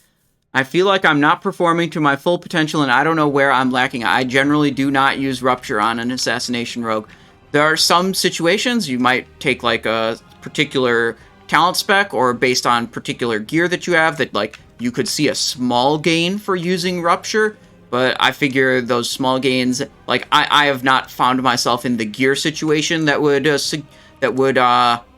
encourage that, and I've generally just figured that the extra complication and special talent spec just isn't worth the like kind of small DPS according to the spreadsheets or simulators. Combat or Assassination? What's your pick? Assassination easy, dude. Assassination's way easier to play, way more enjoyable. Also, in Ulduar, it's definitely ahead in the individual damage department. Combat can pump, but it's it's just a little bit behind with Ulduar gear. Gets Dark Matter, goes Fellstriker farm. No, dude, we're going. We're not farming trivial things like Fellstriker, Miss Chang. We're farming Chad things like Thunder Fury. Okay. Wait. I just flew in. I should have met Elk Bear and we should have done the Dire Brews remote.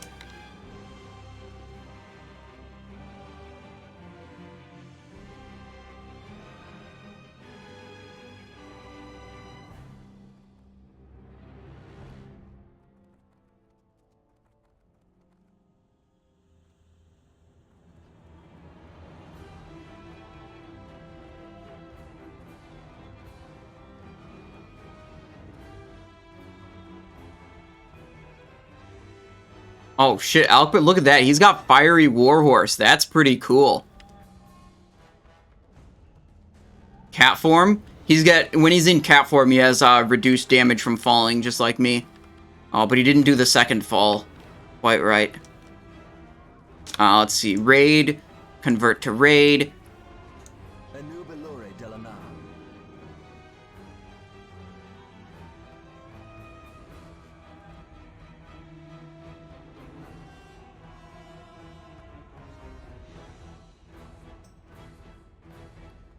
Okay, we gotta put up a prediction. So our prediction, will any bindings drop? Question mark. Yes or no? Put it up for 15 minutes. We'll just make our way to Geddon. The way that's gonna work is, let's see, Forgotten Kings and Rune Scroll Fortitude and Instant Poison here. We're gonna close predictions before we kill Geddon. Or before we loot Geddon. And then we will pay out the prediction after we kill Gar, because we're killing Gar second. Fuck. Look, it's been a long time. Actually, I'm in here every week. It has not been a long time since I was last in Molten Core. Apparently the lava doesn't break my stealth, though, so that's nice. Yeah, you would drop points in lethality if you were to pursue the Rupture talent specialization. Those big numbers are fun as hell. I've been doing that since the fall in Molten Core. Yeah. Oh, it's a dog. I'm gonna go this way. I'm gonna get a distract on the guy that's coming behind as soon as he shows up. Oh, wait, no, my distract on cooldown.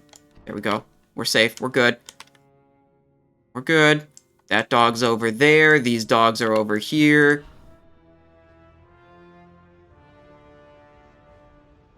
We're good on those guys.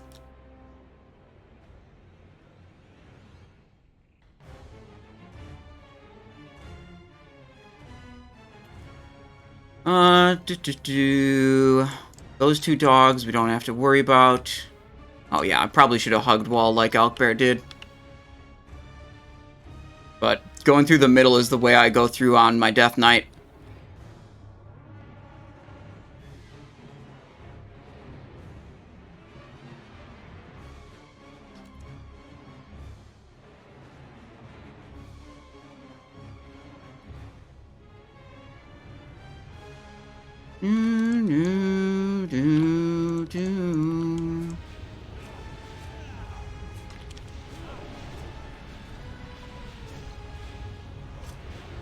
Okay, let's set the macro to Alkbear.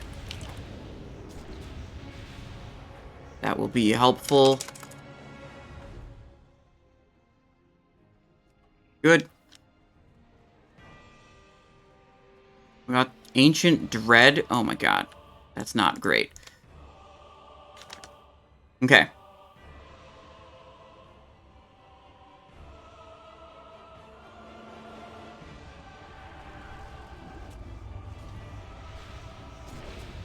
This is one of the few times you will see multiple people in a Molten Core raid and everyone actually stacking on the Surger. This is basically impossible to have everyone stack on the Surger if you're in here with a 40-person raid.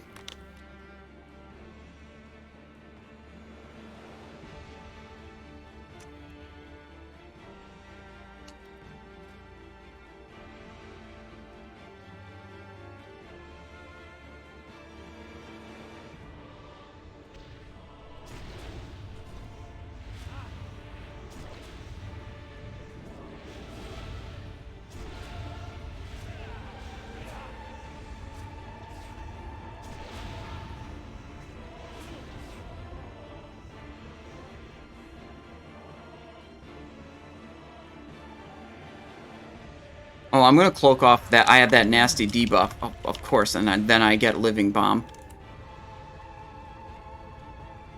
So, yeah, okay. We don't really even take fall damage from that, honestly.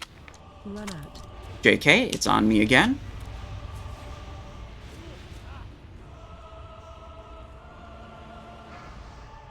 So it kind of doesn't matter where we position ourselves with regards to Living Bomb. Run out. Uh-oh. Need our healing potion. We will need to bandage ourselves now. We got unlucky with multiple Living Bombs, and we didn't get to negate the one with Cloak. Okay, Living Bomb's on Elk, so I have to stay away from him, so I'm going to stay out for a moment. Until that goes off. Okay, back in.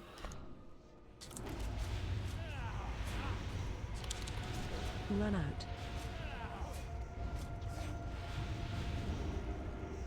Away we go.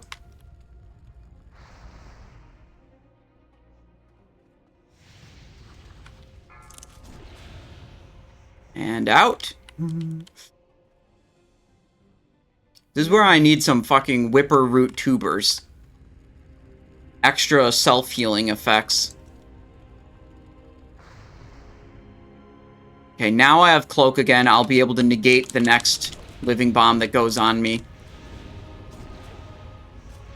Run out. Easy.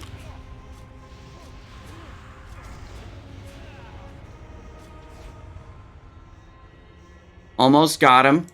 We gotta close the prediction now. Run out. Oh, bomb on me again. Okay, that's fine. He's dead. Okay. Easy kill. Easy kill. We still have all of our buffies. Oh, a rejuve potion recipe?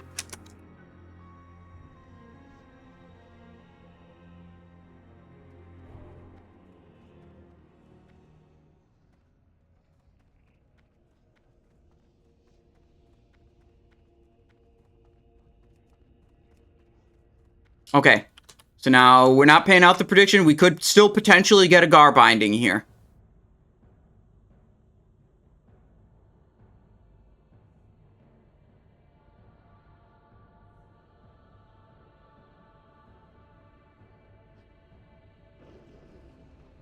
Oh, that guy almost saw me.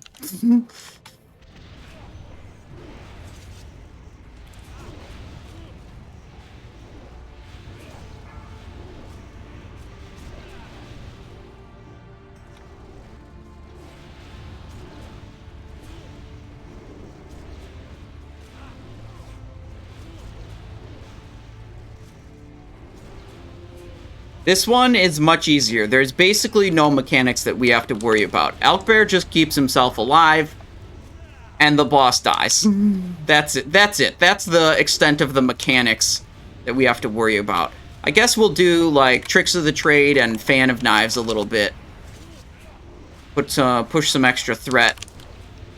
Which maybe is not even very necessary or useful. But, you know, whatever.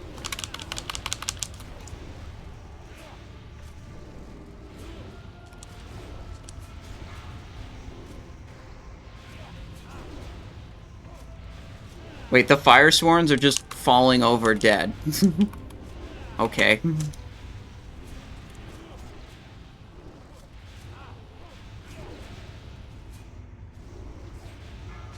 Oh, okay. Finish off the Fire Sworns before looting mid-combat. You know, looting mid-combat, that's bad taste. Deep Rock Salt, Night Slayer cover, Orestone Hammer, Lava... okay, on... yikes, guys.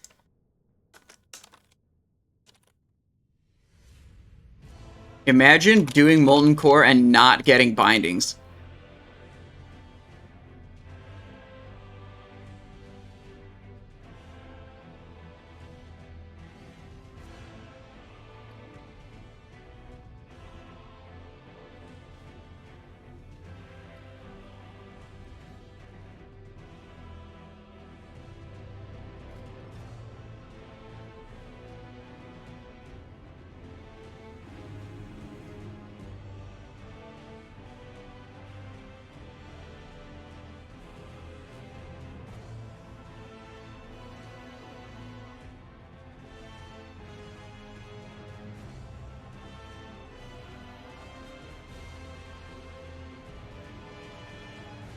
Okay. No bindings. That's unlucky. We're saved to Molten Core on 2 different characters, and we don't even have a single binding. I mean, imagine running Molten Core twice without even getting bindings.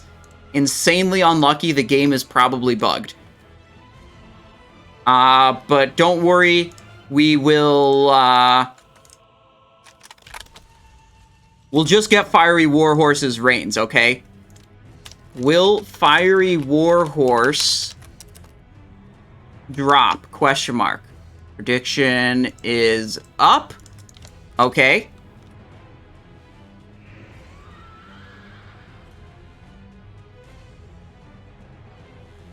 Stream title adjusted. Why are you farming the bindings? Because I want to have Thunder Fury. It's the best sword in the game. And you want to know why it's the best sword in the game? Because it's the biggest. It's that simple.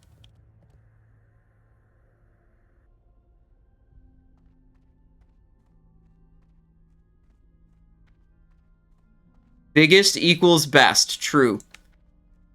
Very true. I wonder if we go and we get all the Elementium ore, if that will increase the odds of getting Thunder Fury. I haven't gotten a single binding yet. Unfortunate, Blazing Bob. You know what I want to do? What I think would be fun is we could do a Molten Core run with only rogues. And one rogue cannot solo that place. They can't even kill probably a single boss. But what the setup would be, we'd get a bunch of viewers who are also on Benediction. And I'd go in, maybe we'd start with 3 rogues. And every time we would wipe, we would bring in another rogue from the stream. And then try again. And see how many rogues we get up to by the time we actually clear the place. Because it would literally just be dying over and over. And I think it would be hilarious. It's like, do we nuke it down before it nuked us down? No, not that time? Okay, bring another guy in. Let's try again.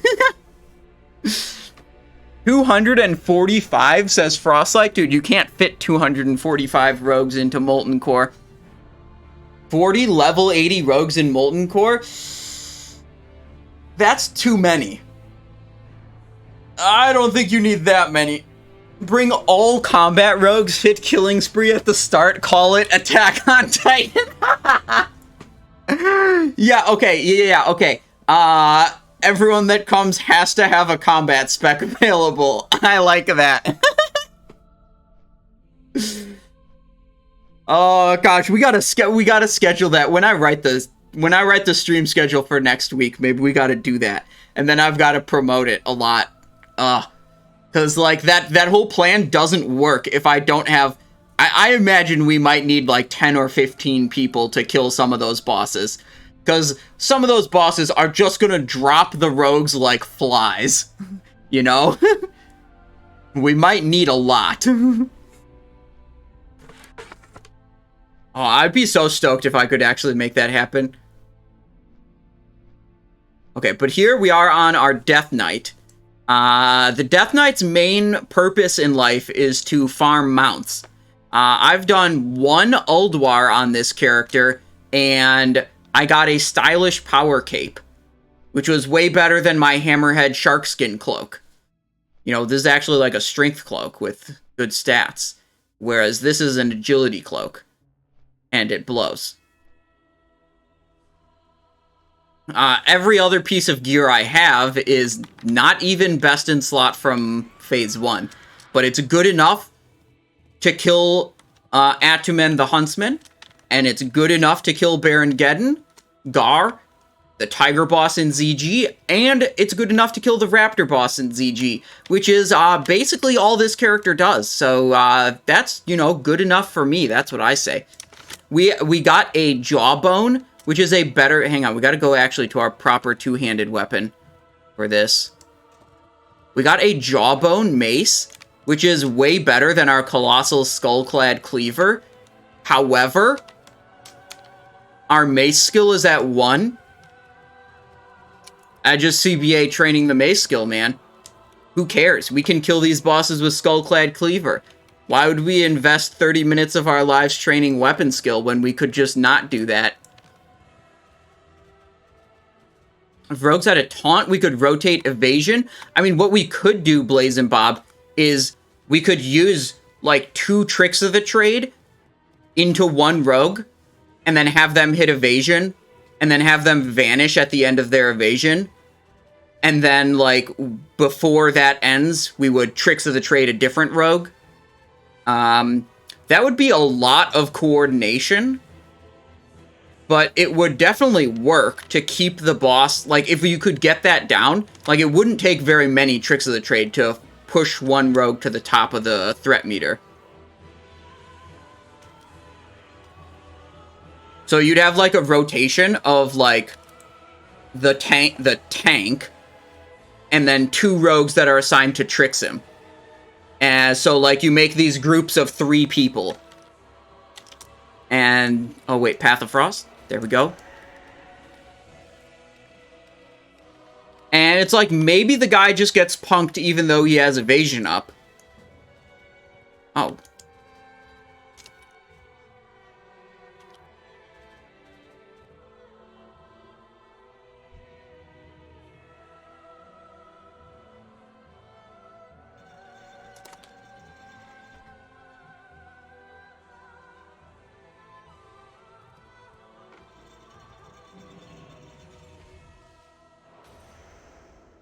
Okay, Alkbear looks like they're after some ZG mounts. They needed a raid group. We can assist with that easily. They already have Fiery Warhorse, so good for them. Does the Tricks of the Trade damage stack from each rogue? No, you only get one damage buff at a time. You can't put multiple Tricks damage buffs on the same person at the same time, but you can have multiple different rogues misdirecting threat onto the same person at the same time. Okay, we got food buff. We have a flask right here. We have Drums of the Wild. Do we have Drums of Kings? Yes, we do. Do we have Rune Scroll of Fortitude? No, we don't, but who cares? Let's go. Gonna be a little bit careful here. These things do fear. They can actually fuck us up pretty bad if we get, like, feared into a nasty pack. So we're gonna kind of take it nice and slow, steady, kill all the stuff. Don't get greedy with trying to skip things. Usually when I get greedy and try to skip things, it just results in me dying and becoming more frustrated. Can you do this farm as a rogue? Not solo, you can't. Death Knights, you understand. Okay, here's the thing you have to understand, Pathworth. Death Knights are a hero class, and rogues are not a hero class. And what that means is that Death Knights are just better than all the non-hero classes. So there's a lot of things Death Knights can do that the other classes, they just can't. The add-on that shows what I'm pressing is called Nug Key Feedback, and you can find it on the Discord. Although the chatbot is acting up, though, so maybe the chatbot will get around to activating. Hang on, 1 second. Sometimes if I log into Stream Elements, like sometimes my login session expires or whatever, and that's why the chatbot breaks.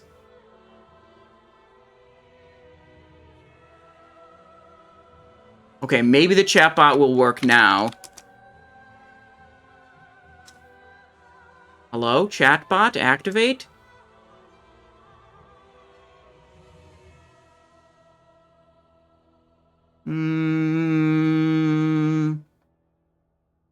WA should be the name of the command. Whatever. Oh well, sorry, the chatbot is, you know, having a fit or whatever.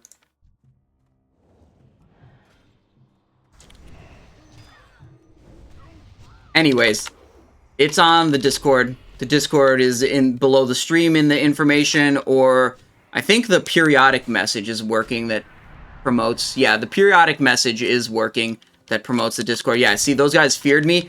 If I was in a oh, I did pull extra shit. Okay, hang on.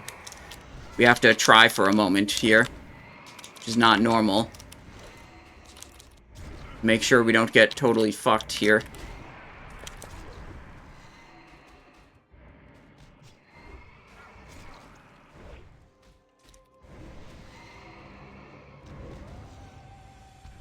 Blow the Horn of Winter. I forgot about that buff.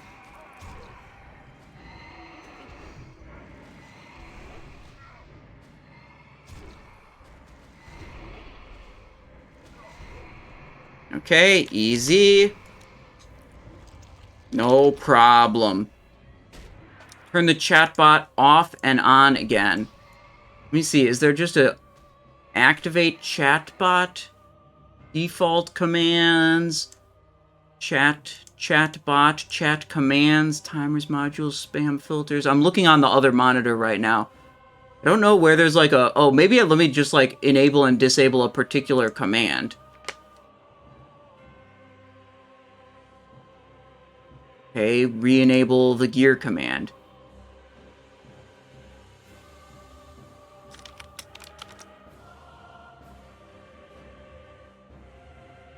Well, shit, we'll have to figure that out later, I guess. Right now, we've got serious business like farming Moros in Karazhan, okay?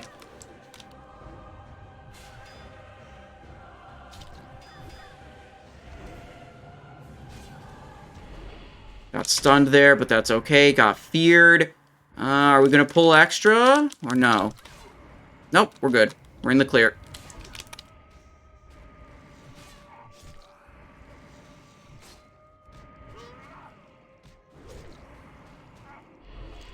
Yeah, it was a bit of a debate when Wrath of the Lich King was, like, in beta. There's a bit of a debate in the, like, Warcraft logs Discord of, like, how they want to handle Tricks of the Trade. Because, essentially, if they attributed... Basically, if they treated it like every other buff, and it's just, like, there's no filtering, there's no nothing, well, then anyone who tried to parse would have to have a team of rogues just permanently tricksing them. Because no one's really going to compete when one person has 100% uptime of 15% increased damage and someone else doesn't. Okay? It would just be way too powerful if they didn't apply any kind of filtering, and it would put a huge barrier to any kind of competitive... Holy shit, hang on, I'm taking some damage. Oh, I pressed the wrong button there. Okay, but we reduced the number of enemies, so that's good. Okay, I think we're in the clear here. Yeah, so basically what Warcraft logs decided to do was they could easily calculate, because it's just a percentage damage buff, they could calculate how much damage was gained by a cast of Tricks of the Trade, and what they do is they just discount it. They don't count it towards anyone's parses, not the rogue who cast it or the player who received it. The reasoning for not even giving it to the rogue who cast it is that essentially that would create a problem for rogue parsing, because the rogue would get a huge advantage if they were the one person who was allowed to Tricks of the Trade some other class that dropped some huge cooldowns, right? Because not everyone can Tricks the same person, and, like, whoever's, like, doing a big AoE burst, or something like that, the rogue that gets to Tricks that person, if that Tricks damage was attributed to the rogue, it would be a big problem. Because, I mean, it would be, like, a requirement to be able to be competitive. And, like, this... You know, while I can understand the reasoning that's going on here, this is kind of part of the reason why I just think parsing in general is stupid. Like, worrying about all this bullshit instead of just worrying about how to be the best team player you can be and contribute the most to your team.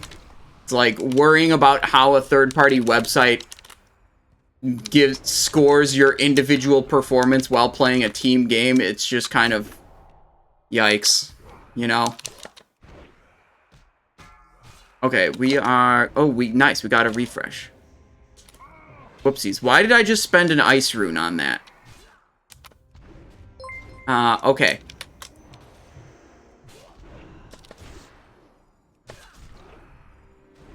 Okay, we're looking good. Just refresh. Keep it going.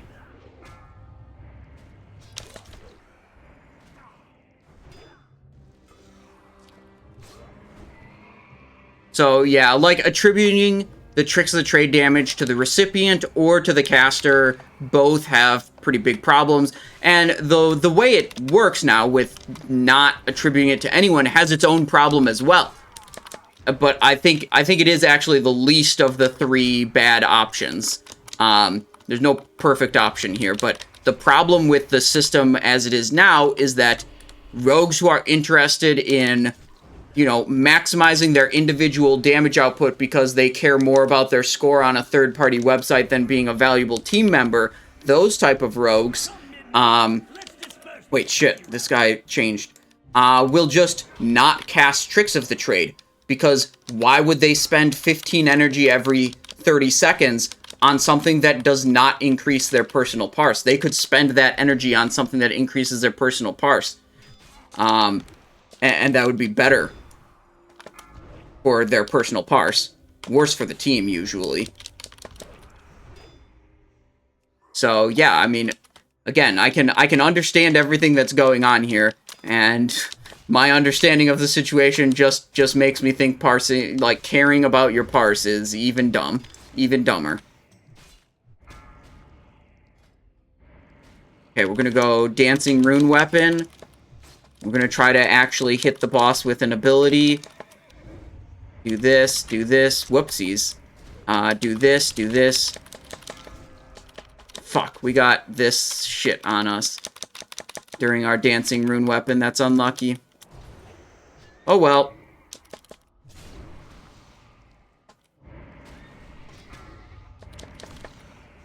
This boss is not exactly difficult. Shadowblade helmet 2-piece. Shadowblade? Oh, this is... I wasn't sure. I was thinking... Alkbear linked me this in party chat. And, like, he's in ZG. So I was... Or, wait, no, he's not anymore. He was. I was thinking this is something out of ZG. I was like, wait, what the fuck is this? This is your tier 10 armor set. And it has a very, very strong bonus. Like, this is probably the strongest set bonus we've had since the 5% haste slice and dice bonus from Sunwell.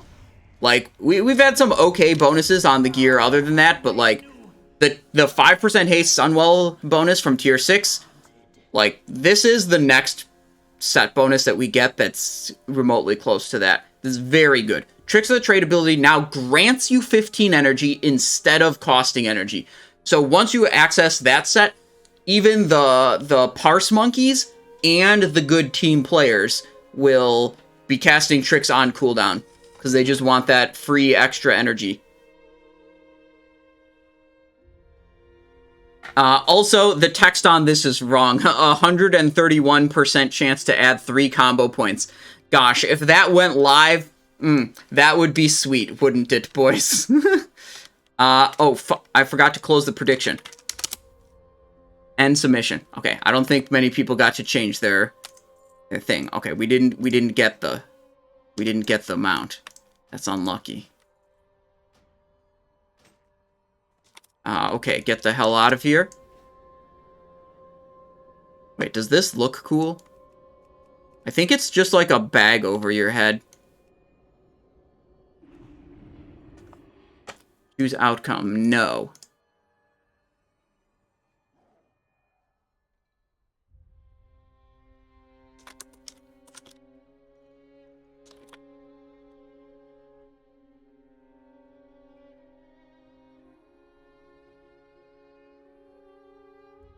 Okay, believers will have to be rewarded another day. It is not this day that the believers are rewarded. Unfortunate. Well, look, this vendor's for 3.5 gold. That vendor's for 4 gold. Shit, that vendor's for 2 gold 30. We have some Molten Core loot from, like, earlier this week that we didn't vendor yet. Okay. I got word from Blazin' Bob that he's actually ready for us on the podcast. So that is going to be our next thing. No more mount runs for now.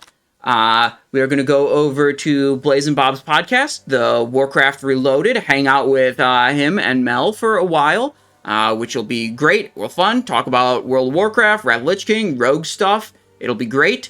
My next stream is going to be tomorrow at 5:30 p.m. Eastern Standard Time. That is our big GDKP, okay? That is the 25-man that kills all hard modes and Algalon. It was a 38,000 gold payout last week. It will with a over 1 million gold pot. Depending on what drops we get this week, we might get a 1 million gold pot again. Can we watch the podcast live? Yes, the podcast is going to be live on Blazin' Bob's channel. When I'm done with this little outro thing, I'm gonna go. We're all gonna go raid Blazin' Bob's channel here in just a moment. Okay? Can you tell if perfumes will expire? I do not know if perfumes will expire. I assume they will because almost everything related to holiday things expires after the holiday. Was Jordy in that raid? No. No, Jordy runs other raids. I've got My raid's organized through the Benediction GDKP Discord. I believe we are the only 25-man that kills Algalon that's organized on that Discord. Azel and Belita are the raid leaders for that raid. Very good raid leaders. And yeah, we play on our combat rogue for that one. Let's see. It says, appreciate you, Simon. Keep up the good work, says Goon. Thank you. And Sagittarius, I like that Twitch name. Yeah, we are. Let's go over raid Blazing Bob right now. I think we're good to go for that. And we'll go over and we'll do the Warcraft Reloaded podcast, and I'll close the window blinds so the lighting on my face is a little bit better for the podcast. So you guys can all watch that live, and it'll come up, I assume, later on Blazing Bob's channel on YouTube also. Let's hit the raid real quick here.